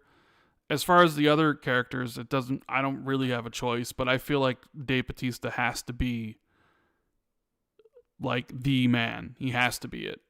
At least that's just for me. But I am interested. I'm interested in the adult animated show more so than the movie because I feel like that's going to be the better one. And I'm more interested in because that can be bloody, it can be gory. Like if you watch Cyberpunk Edgerunners, not only was it bloody and gory, but it also had nudity.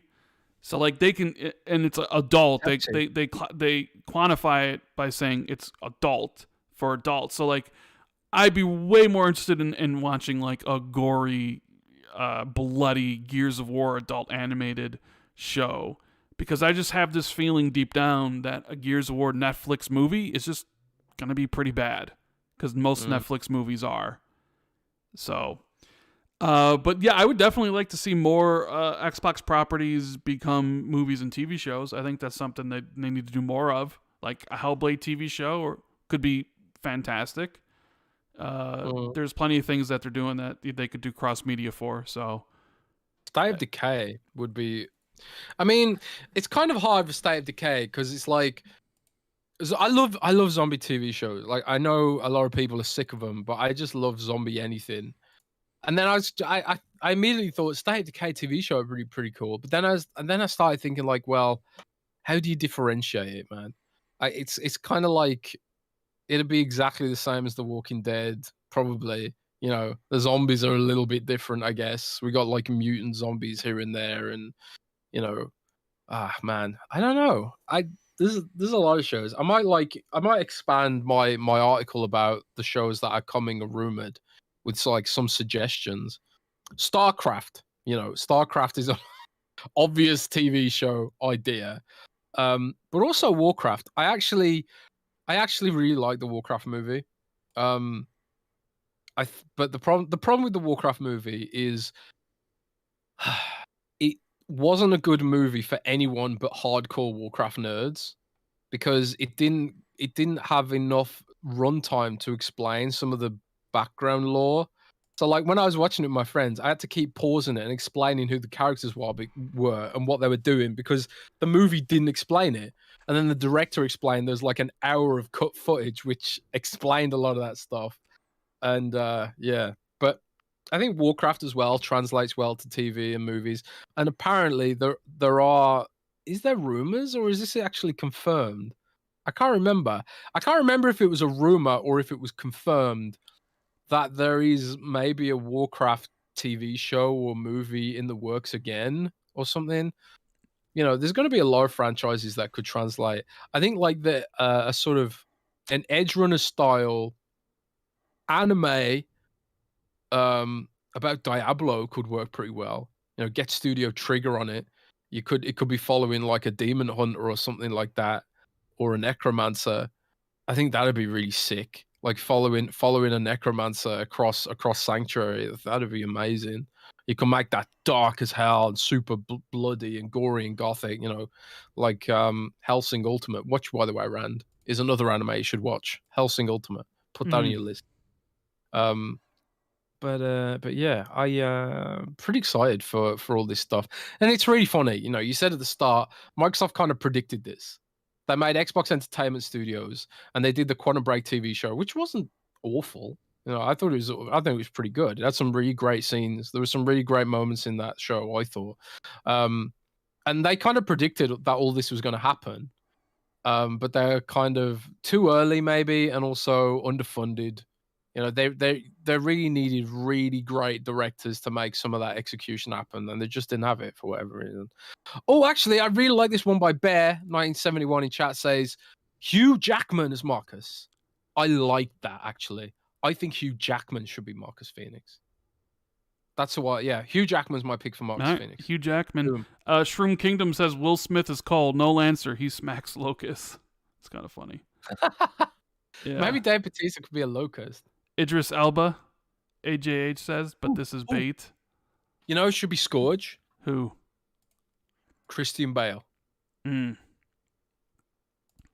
Christian Bale. Well, you know what? You wanted to go to questions and answers, and that's what we're going to go to do, because I think we got through most of the topics here. The other ones I had written down were just whatever.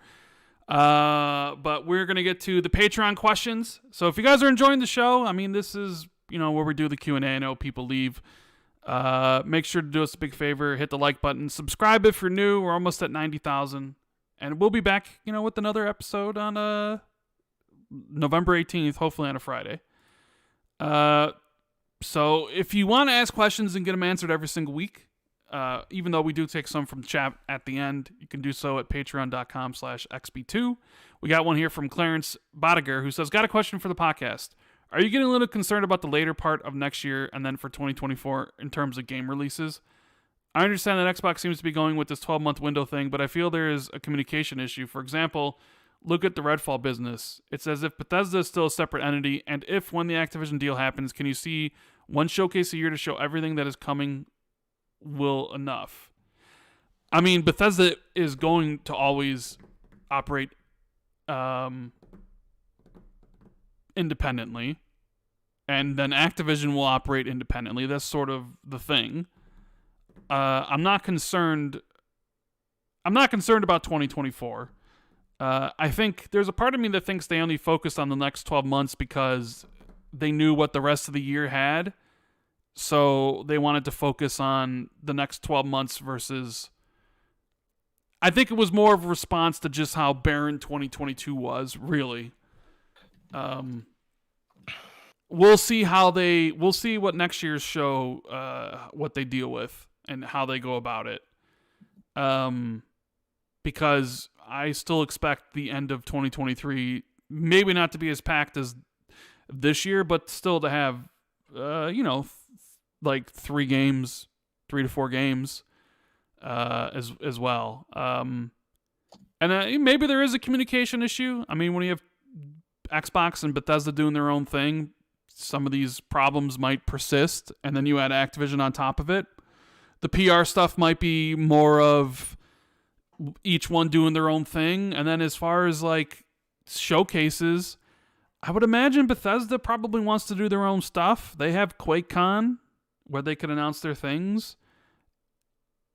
Activision does their own shows for Call of Duty most of the time, where they have huge Call of Duty events. And Blizzard has BlizzCon. So I know everybody probably wants it to be like, all right, we want everything at a one huge Xbox showcase that has Activision and Bethesda and Xbox content. But maybe the future is going to be less of everything at one show and more just, all right, here's the Xbox show, and then Bethesda's got their own stuff, and then here's the COD show, and then here's BlizzCon. It's all Xbox anyways, although that does present an interesting marketing dilemma because you're going to need to still convince people and show people that Bethesda's Xbox and then the Activision Blizzard is Xbox too. So you would want them to show up at an Xbox showcase, but I mean, those are all problems that you would have to eventually solve further down the road, right, Jez? Yep, indeed you do. I mean, it's the problem with like these sort of rolling releases and all these sort of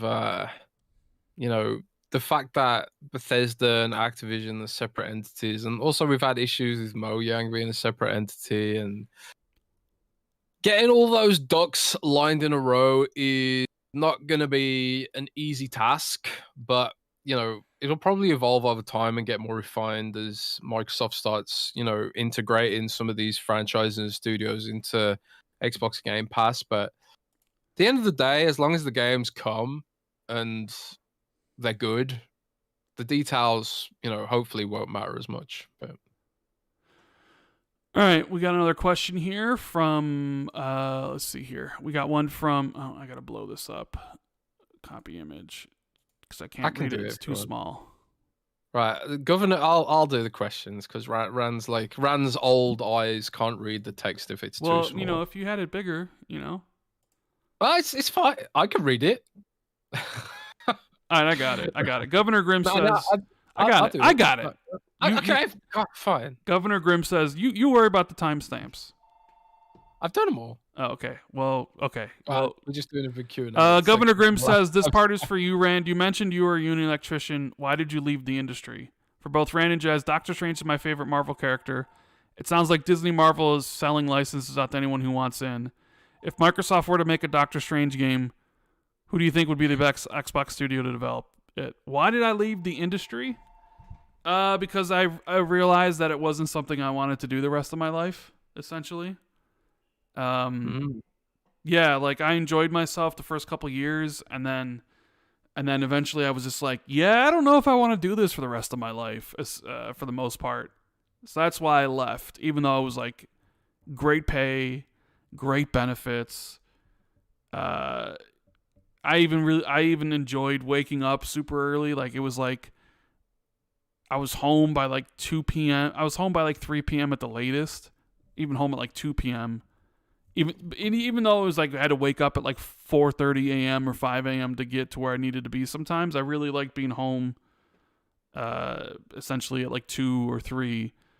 I don't know. I just really didn't jive with what you had to do, so I basically left. So you're telling me you didn't electrocute yourself? Well, electrocution means I died. Anybody that electrocutes himself is dead. You can survive electrocution. No, you can't. Look up the meaning of the word electrocution. It means you died from it. Otherwise, you just get shocked. It's called a shock, Jez. You got shocked. Electrocution means death. I don't know if that's true. I mean, look it up. Go ahead. Tell me I'm wrong. Which of us is a professional writer? I think I know. Go look up what the actual definition of electrocution means right now. Right now. Electrocution. The injury or killing of someone by electric shock. So no, Rand. No. Where'd you look that up? Mm-hmm. Bing. Where'd you look that up, huh? Bing. Bing's wrong. Nobody uses Bing. Bing's right. How dare you? No. Okay, Wikipedia. Electrocution is the death or severe injury caused by electric current passing through the body. Yeah, it doesn't mean you die, Rand. It just means you're merely severely injured and have to breathe through a tube for the rest of your life. Silas says, Jez, have you... Oh, well, Governor Grimm also has the thing about Doctor Strange. And if anyone who was to make a Doctor Strange game, who do you think to be the best Xbox studio to develop it? Coalition? Yeah, because that'd be a third-person action game. Yeah, that'd be a third-person action game. So the Coalition is probably the best. If I'm looking at Bethesda Studios... id maybe. Well, yeah, I mean, I think it could do a good one. I could do it as a first-person game in the vein of Hexen or something. Maybe like Tango GameWorks and make it more horror-y. Third Tango person said they Doctor don't want to do Strange. horror I know, anymore. but I'm just saying. Maybe even like Ninja Theory being third person. But probably the Coalition is probably the best one to do that. Silas says, Jez, have you ever had a leak that you held onto and then someone scooped you? If so, what was it? And how do you decide when to leak it? Is there any way to know if anyone has the same information as you pre-leak? Interesting questions. I'm surprised nobody's asked you this stuff on like the Xbox Ultimate show. I have been scooped before. I can't remember when, but Rand, I remember bitching to you about it. Yeah, that's true. I can't remember what it was. I just remember bitching to you about it, that I'd been scooped and I'd held on to it too long. I can't remember what it was. It's happened a few times, at least maybe 2 to 3 times. A couple of times it was at least small stuff, and then maybe 1 or 2 times it was more major stuff that I was really annoyed about. How do you decide when to leak stuff? There are like communities, Discord servers, and like dark edges on the interwebs where people do share leaked material that isn't meant to go public. So like sometimes if I see something being shared more often in these sort of places, it's kind of like, well, it's gonna leak eventually, and if someone's gonna leak it, might as well be me. So I can get some traffic so that my bosses don't fire me for another week. So that's generally when I start thinking about it, is like, am I gonna get scooped ultimately? And is there any way to know if someone has the same info as you pre-leak? Sometimes I talk to other journalists, like, have you heard this? Have you heard that? And there's sort of like a gentleman's rule of like, I was planning to run an article about this, and you're okay with that, So yeah, journalists talk and share information sometimes, and sometimes like, we decide to post something at the same time, out of fairness or whatever. And sometimes nobody talks, and then everything just leaks by itself. I don't know. Depends on the situation, I guess. But yeah. At the end of the day, like, I don't really want to be known for leaking stuff, because it does feel mean sometimes to take from developers announcing stuff. But at the same time, a lot of the leaks that I get are a result of them leaking it themselves somewhere. It's not like I've never had a leak from a Microsoft employee, for example. Like, nobody at Microsoft's ever leaked me anything. Although if you want to, my DMs are open. A lot of my leaks come through Microsoft screwing up. Like the Halo API. Everyone found out about Tatanka because Microsoft leaked it themselves through the Halo public APIs. It's not like someone was hacking them, and it's not like someone working at 343 leaked it. Microsoft leaked it themselves. And IO Interactive, they leaked Project Dragon themselves in their job listings. So it's just sort of like, some leaks aren't really leaks. They're just like, you're paying attention 24/7 because it's your job, So that's a sort of long and detailed answer for you there, Silas. Thanks for that question. Yeah. James Moore said, if Xbox made a phone, would it become your daily driver? Especially in the past, Rand has been apathetic to smartphones.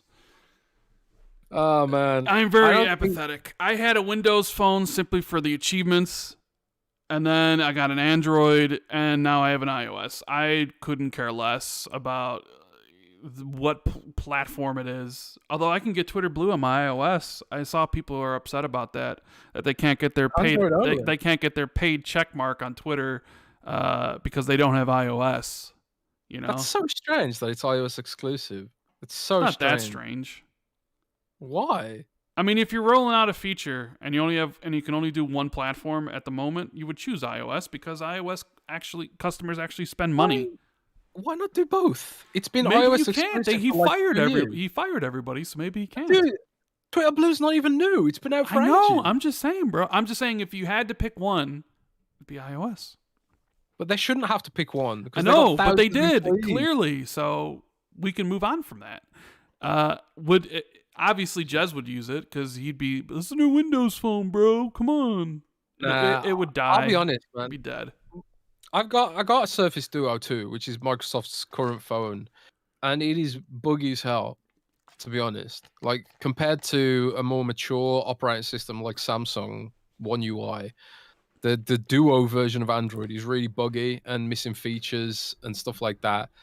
So I would have to. I wouldn't just go out and buy the Xbox phone. I'd be like, I need to know that this is good. Okay, So, fair yeah. enough. We have super chat here from Victor who says, "Any info on the Certain Affinity Transformers leak?" I didn't even know they were making a Transformers game. I did see the Tom Henderson article. I'm down for a good Transformers game, but it's got to be good. Can't be not good. Mr. Too Opinionated says, Jez said niche fan bases are good for Game Pass, so more JRPGs. Also, fingers crossed for more first-party Japanese Asian studios in the future. Yeah, I think yeah. I mean, that's why we've seen Microsoft focus so much on JRPGs recently. Is because they want to sort of bring that fan base, that very dedicated fan base, to the platform. So yeah, I think we'll see more niche genres be served, and we'll also see more JRPGs. There's a lot of games that aren't on Xbox right now, like the Mana series. It's Miles Dompierre's thing. He wants the Mana series there. Also, like Trails, the Trails series isn't there either. But we've started seeing more come to the platform now, like Ni no Kuni, Yakuza, Like a Dragon, and Persona, of course, and the Soul Hackers and stuff like that. So tide's turning. It's definitely turning. Yeah. Let's see. C Money says Jason Schreier said Eidos Montreal was helping Playground with Fable, but he also alluded to them helping on other games as well. Which game studio do you think they might be also working with, or who do you maybe hope they're working with? He did allude, at least he used the plural form of partnership. So, but all we know right now is they're helping on Fable. I think. Do I already know this? I don't know. Are Eidos contributing to Perfect Dark as well? Did I just make that up? Did you make it up? I mean, we know Crystal Dynamics is co-deving on that. Is Eidos also helping on that as well? Oh no, it was Certain Affinity. Certain Affinity's made assets for Perfect Dark as well, I believe.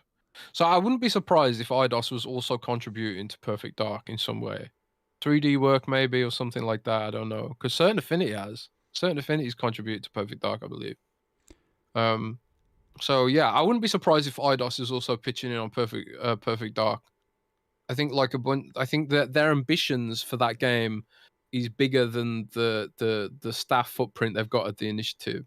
So I wouldn't be surprised if that was the other project they're working on with Microsoft.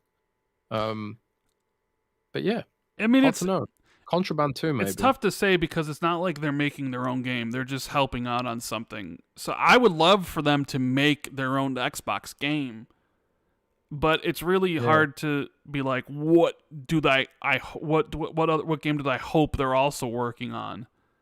Because you won't really know, because it's going to be somebody else's game. You're just basically extra additional bodies thrown at it.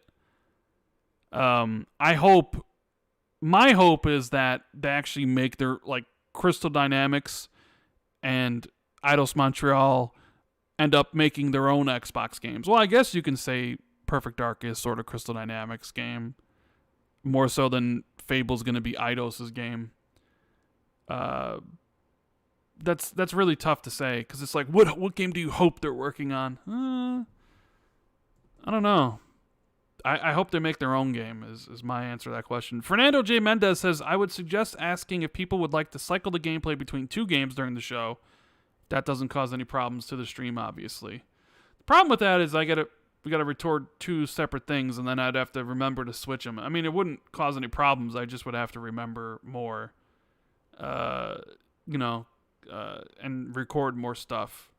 But that's why we usually offer the choice of what it should be, because I'm sure some people wanted to see what Sonic Frontiers looks like, because it's a brand new game, and they can judge from the gameplay. And Jez's amazing comments about the game too, about how it's not good. Achievement says, do you think Xbox will be able to get Elden Ring on Game Pass for the Game Awards? How big do you think that check would have to be? I think the check would have to be quite a bit. And they don't even have Sekiro. Well, then Sekiro's Activision. Are any of the other Dark Souls... Does Bandai Namco really do Game Pass? I think what? I think some of their fighters and their anime titles have, like Scarlet Nexus, right? Where it's on Game Pass. But Wait, isn't Sekiro on Game Pass? It's not. Sekiro's not on Game Pass. Where did I see Sekiro? Oh, I saw Sekiro on my Steam Deck. I saw it recently. I thought, oh, that's interesting, but no. I don't think Elden Ring will be on Game Pass. It sells well enough without that. I think like Microsoft would have to spend a lot of money to achieve that, and it's kind of like they're taking money from Elden Ring sales anyway. So they'll probably just leave it as it is. Yeah, I don't think there's any of the Dark Souls games are actually on Game Pass either. Yeah, they all just sell. All the Dark Souls games, they just sell. So it doesn't make sense for them to be on Game Pass right now. Game Pass is more to help like get some exclusivity out of new games, like powerful indies for studios that need a bit of cash flow. And then you've got like the Xbox exclusives obviously go straight in there. And then maybe during a bad quarter, you can drop something like a quality AA game in there, like that Outriders, for example, strategically. But I think generally speaking, I think like Xbox first party will probably be doing the heavy lifting. I don't think we'll see many third party day one launches in the service.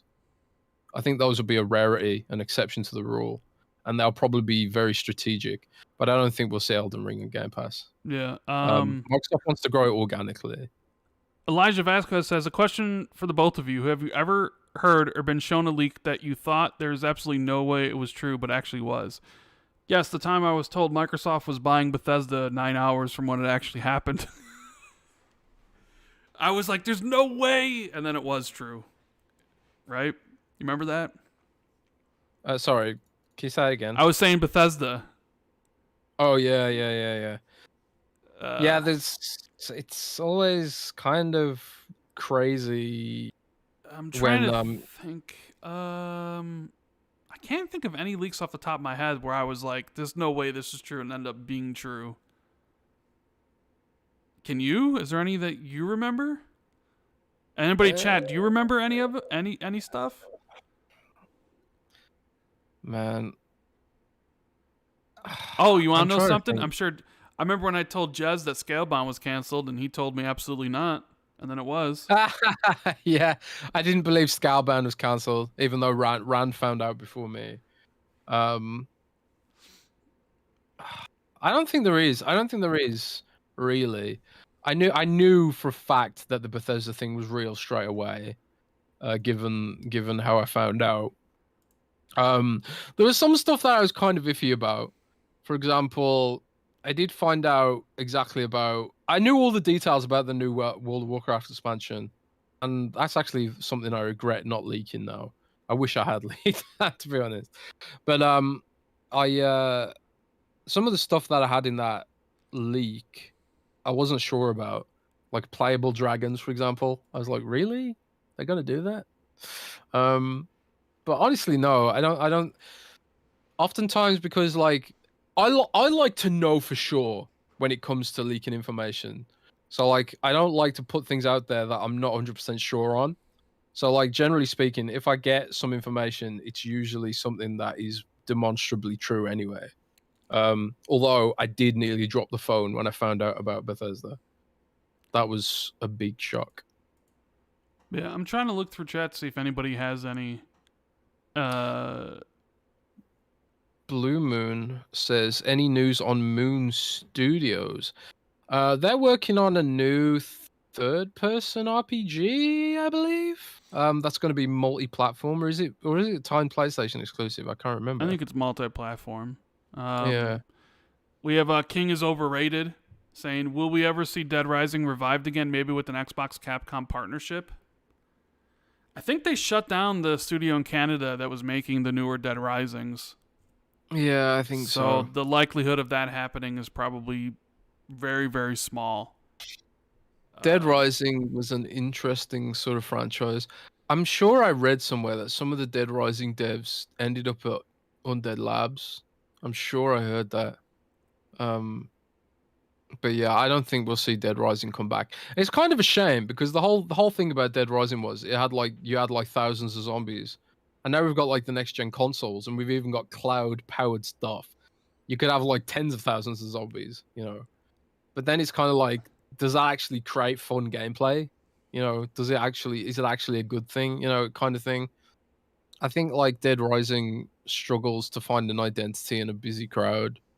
But yeah, I don't think we'll see Dead Rising again, sadly. Scott Becker says, "What happened to the approximate 1,000 staff that were let go when Embracer closed the Ido studio? Seems like a good opportunity for Xbox to get some devs." Were there 1,000 people at the Square Enix studios, Jez? The Square Enix Montreal studio that they shut down? I have no idea how big that studio was, and I thought they were moving the staff around. Yeah, they said they were gonna moving them to Eidos. Yeah, I don't think they were necessarily laying them off. I'm sure there's some redundancy, probably some layoffs. Though it is weird that they purchased them and then they changed their name and 3 weeks later they shut them down. Very, very weird. That was weird. Very weird. Mr. Two Opinionated says Contraband next year possibly. I mean, geez, you would like to think, but you see those job openings that are available, like executive producer and like. I'm gonna say no. I'm gonna say Contraband.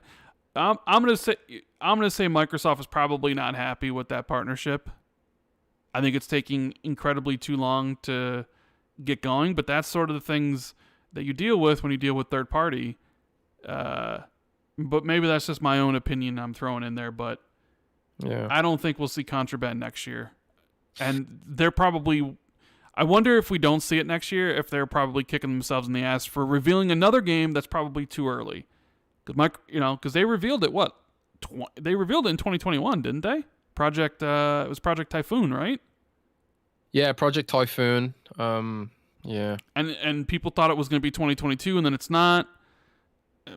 I mean, maybe there's some hope that it's 2023, but maybe it's not. And it's just like, well, you need to stop revealing stuff way too early. I mean, I know game dev can be volatile and things can happen, but yeah, we'll see. Victor Allison says, could Certain Affinity be the next Insomniac? Well, that's the next Insomniac. That's a high bar. You're talking about one of the best studios out there. And what has Certain Affinity even done to make you even think they're like Insomniac? At least had like all the Ratchet and Clanks. They had the Resistance series, right? Sunset Overdrive, Fuse. They had put out a whole bunch of games. A lot of them critically well received before doing Spider-Man, the 2 Spider-Man games, and the other Ratchet and Clank. What has Certain Affinity done to even be mentioned in the same sentence as Insomniac? There's a lot of excitement about Certain Affinity because there's kind of like they are credited with saving the Master Chief Collection to some degree. But I'm just saying. But also like there's projects in development from Certain Affinity like Swerte, the Monster Hunter that leaked, by Jeff Grubb, that dastardly leakster. Yes. Although I did Project Swerte. Swerte, yeah. And also the Transformers game, which is up on Idle Sloth's Twitter. Certain Affinity supposedly working on a Transformers game. I think Certain Affinities they're going to prove themselves to be like a really high quality studio in the next few years, and I would be shocked if Microsoft doesn't acquire them. I would be absolutely shocked. So, but the next you would be shocked if Microsoft bought Certain Affinity? If they didn't buy Certain Affinity. Yeah, okay. Because I was like, whoa, that seems like someone they should try to go out and get. Yeah, I might have misspoke because it's 1 a.m. and I'm getting sleepy now. Osama Mabruk says, any new info on Avowed, Jez? Nothing new on my end, other than Obsidian's not very happy with me. To put it lightly. But no, I haven't heard anything else about it. I'm just like you guys. I'm waiting patiently for more information about Avowed, and I'm hoping that we see it soon. Yeah. Let's see. Let me see some questions we have from chat here. Let me scroll through it. How long has this episode lasted? Almost 4 hours now, Sir Bloodraven. Getting close to it, but we're also getting close to ending. DJ wants to know our top 3 current Game Pass games. Jez? Vampire Survivors. Persona 5 would probably yours, right? Persona 5. Mm. And was RimWorld into Game Pass? I would say for me, number 1 would be Ori and the Will of the Wisps. Both Ori games are there, and I think they're absolutely must plays. Oh, you mean completely? I just thought you meant recently. I mean, we could do recently. You know, Plague's Tale Requiem. I think is an incredible game. I mean, there's tons of games in Game Pass. Yeah, Game Pass is crazy. Like, I mean, Wasteland Ori, 3. You know, Wasteland 3 is one of mine. they got the whole the Gears, like every Gears is in there. Every Halo, for the most part. Master Chief Collection is, if you haven't played that. Dead Space is in there. Doom's in there. I mean, there's Dude, Doom. Like, yeah, it's like there's so much in there. But I mean, Persona. Most recently, people would say Persona and Plague's Tale and Vampire Survivors, and probably Somerville next week. Yeah. That's a hard question off the top of my head because there's just so much. Just so damn much. Rambling Gamer Guy wants to know if there's any truth to the major publishers blacklisting reviewers because they don't like the tone of the reviews. It makes it hard to trust review scores. Yes, it is true. It is definitely true. I know for a fact that, like, I've been told by publishers, "Oh, sorry, we've got no keys left," and it's like, what? You can't print a key? You know, it's bullshit, because I know from the Microsoft Dev Center that you can just log into the Dev Center and just pull a shitload of keys for the game. You know, it's just bullshit when a publisher doesn't give you a key. It's because they don't want you to have a key. It's not because they've run out. It's because they don't want you to review the game. So yeah, it definitely happens. Which is why, yeah, I think you can trust reviewers. The Metascore, not so much. Because publishers obviously try and engineer the Metascore. You know, they do. Of course they do, because everyone looks at the Metacritic score. So publishers try and engineer the Metacritic score. If they think an outlet that is part of Metacritic will bring down the Metascore, then yeah, I can totally see them not providing a review code, at least like up front. Sometimes what happens is we get a review code at launch, which stops us from affecting the Metascore at least for a week or something. But honestly, like part of my decree as a managing editor for Windows Central, we're just going to do less game reviews, to be honest, because it's such a pain to do, and they don't make any money. So truth be told, so yeah, game reviews are hard to do, expensive to write, and in terms of like the amount of PR you have to do, and you know, trying to get in with people to get keys and stuff, I'd rather just like buy a copy at retail and review it late. I mean, I used to do that before. I reviewed Metal Gear Solid 5 3 weeks late because Konami didn't give us a code, because they didn't want me to review it. So I reviewed it 3 weeks late, and yeah, I ended up not liking it as much as some of the other reviewers. So it's almost like they predicted that I would probably give it a bad score or something. Also, Fallout 4, I didn't get that at launch either. That was 2 weeks late. So yeah, I don't think a lot of game journalists, like they're putting emphasis on wanting to be there day one, but I don't think that's so important. I mean, obviously people want reviews on the day of launch, because to know whether or not they want to make a purchase decision. But you know, but again, it's like you said, if game reviews are biased towards people publishers think will give it a positive score, how much can you trust a review score? You know, it's tough. But yeah, these were at least how much you can trust the Metascore. You can always trust an individual reviewer, I think, as long as you like his reviews and have the same opinion as him or her, you know. But the Metascore, yeah, they definitely try to game the Metascore for sure.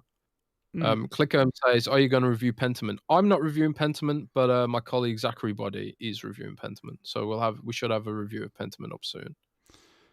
Sleepy Goblin says, "And do you have any idea what Double Fine is doing next?" No idea. Do you have any idea?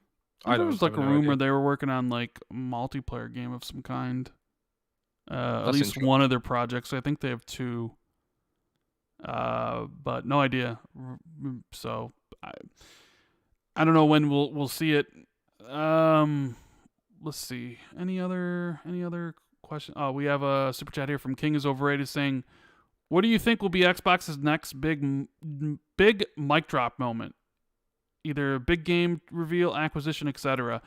If I had the next thing outside of like the Activision deal actually completing, like to me that would be like Diablo 4 getting announced for Game Pass. I think is like a huge mic drop moment. But that also kind of hinges on whether the deal gets complete and the game's not out yet. But if I had to pick like the next more recent thing, I think it would be the release of Starfield as like the next big like mic drop moment, as like this is the future of what you can expect from Xbox, being how Starfield is, I think, going to be absolutely massive. Because acquisitions, who knows when they'll happen, if they'll happen, who they'll be. You know, if you get like a mobile, if you get some mobile developers, would anybody even care, right? At this point, I think what people want from Xbox is an actual steady cadence of quality games releasing. And I think that kind of, even though I think Redfall will come out first, I think Starfield's the one that probably has the most pressure on it, the most eyes on it, and the one that can probably do the most for the Xbox platform, considering it's Todd Howard's first new IP in what, 20 some odd years? And how important that game is to not only Xbox, but Bethesda and the Game Pass and their whole PC initiative. Like, I would peg that as Starfield as the next big mic drop moment, the release of that game. What do you think? You agree? I agree. We're good. We're on the same page there. Fun speculation. What's up, buddy? He says, what did Tom Warren mean when saying Call of Duty exclusivity will be even clearer next week? I mean, we talked about that a little bit earlier, but my speculation was, pun intended, that Phil or somebody at Microsoft will further go into the Call of Duty and how it's not going to leave PlayStation. I mean, that's the only thing that really makes any sense to me. So, I guess we'll find out. Sebastian Cooper says, you can tell they really don't play much on Game Pass. I mean, I have Game Pass, I have it, but I don't really pay attention to if the game I technically own almost all the games I play. So it's hard for me to remember what games are on Game Pass. Like I got a review copy of Plague's Tale, so I didn't really play that through Game Pass. So most of the titles I play tend to be own copies. So it's hard for me to like, I played this and then, Game Pass, to remember what titles are on there, personally. So my experience with Game Pass is going to be different than probably other people's experiences. He also says, come on, Rand Jez, you haven't even tried Gunfire Reborn yet. Are you serious? I mean, I watched the trailer. It doesn't seem like a game that I want to play. But if you're having a good time with it, then, more power to you. If that's, I don't know. I watched the trailer and I was like, yeah, I'm not really that interested. So. He says he knows it's a joke because we usually play newer stuff. I mean, there's a whole bunch of stuff that comes into Game Pass. It just, it's not forever. Like Persona 5, that's something I might play in the future. We'll see, though. It really depends. I don't know. I think that's it. I think that's it. think that's everything, Jez. Do you have the timestamps ready to rock and roll? Yep, timestamps are good. But Rand, before we get off, I just want to announce something. Okay. I just want to announce something for the people leaving. Okay, so we've partnered with a company called FameHype to provide Xbox Game Pass codes and other game keys at a cut price. These are official game keys, not Game Market, and they're available on the Xbox, the XB2.com. And if you use the code XB2, you also get it cheaper. So you can get Xbox Game Pass and other games and all sorts of stuff, Xbox Live Gold, for less with this link and that code. And that's also our going to be our website where you can find all the links to our Discord, Patreon, merch shop, whatever, Twitter feeds. You should put that. Yeah. You should put that in the description of the video too, so it's already there, Jez. Yeah, I should. You should. Yeah. I'll do that now. I'll do that right now, Rand. Well, it should be there. So anybody listening to this later, anybody listening to it on iTunes or whatever, I've known about this, but I didn't really know about it. Jez usually does these sort of things because Jez is really good at these things. You can talk to him about my emailing skills. They're awful. Yes, they are terrible. But yeah, we're partnered with FameHype, and you can get basically Xbox Game Pass codes and keys for games at a cheaper price, and they officially support us. So if you're looking to buy some games for yourself or for the friends and family or whatever, make sure you click on that link and check it out. So, and Game Pass is already cheap. Well, it could be even cheaper. So, Ermi says if AKB goes through, any chances new BC games show up? I think there's a pretty good chance there'll be a couple or a few back and pack games that show up, but probably not the licensed ones. Probably not Marvel Ultimate Alliance and stuff like that, because I don't think they would have the license for that. So, check out the website. Obviously, the patreon.com/XB2 to learn more about the Xbox Ultimate show, as well as Xbox 2+1 guest show and all the perks you get there. And thank you to Manscaped for sponsoring the show. You can use the code XB2 for 20% off and free shipping.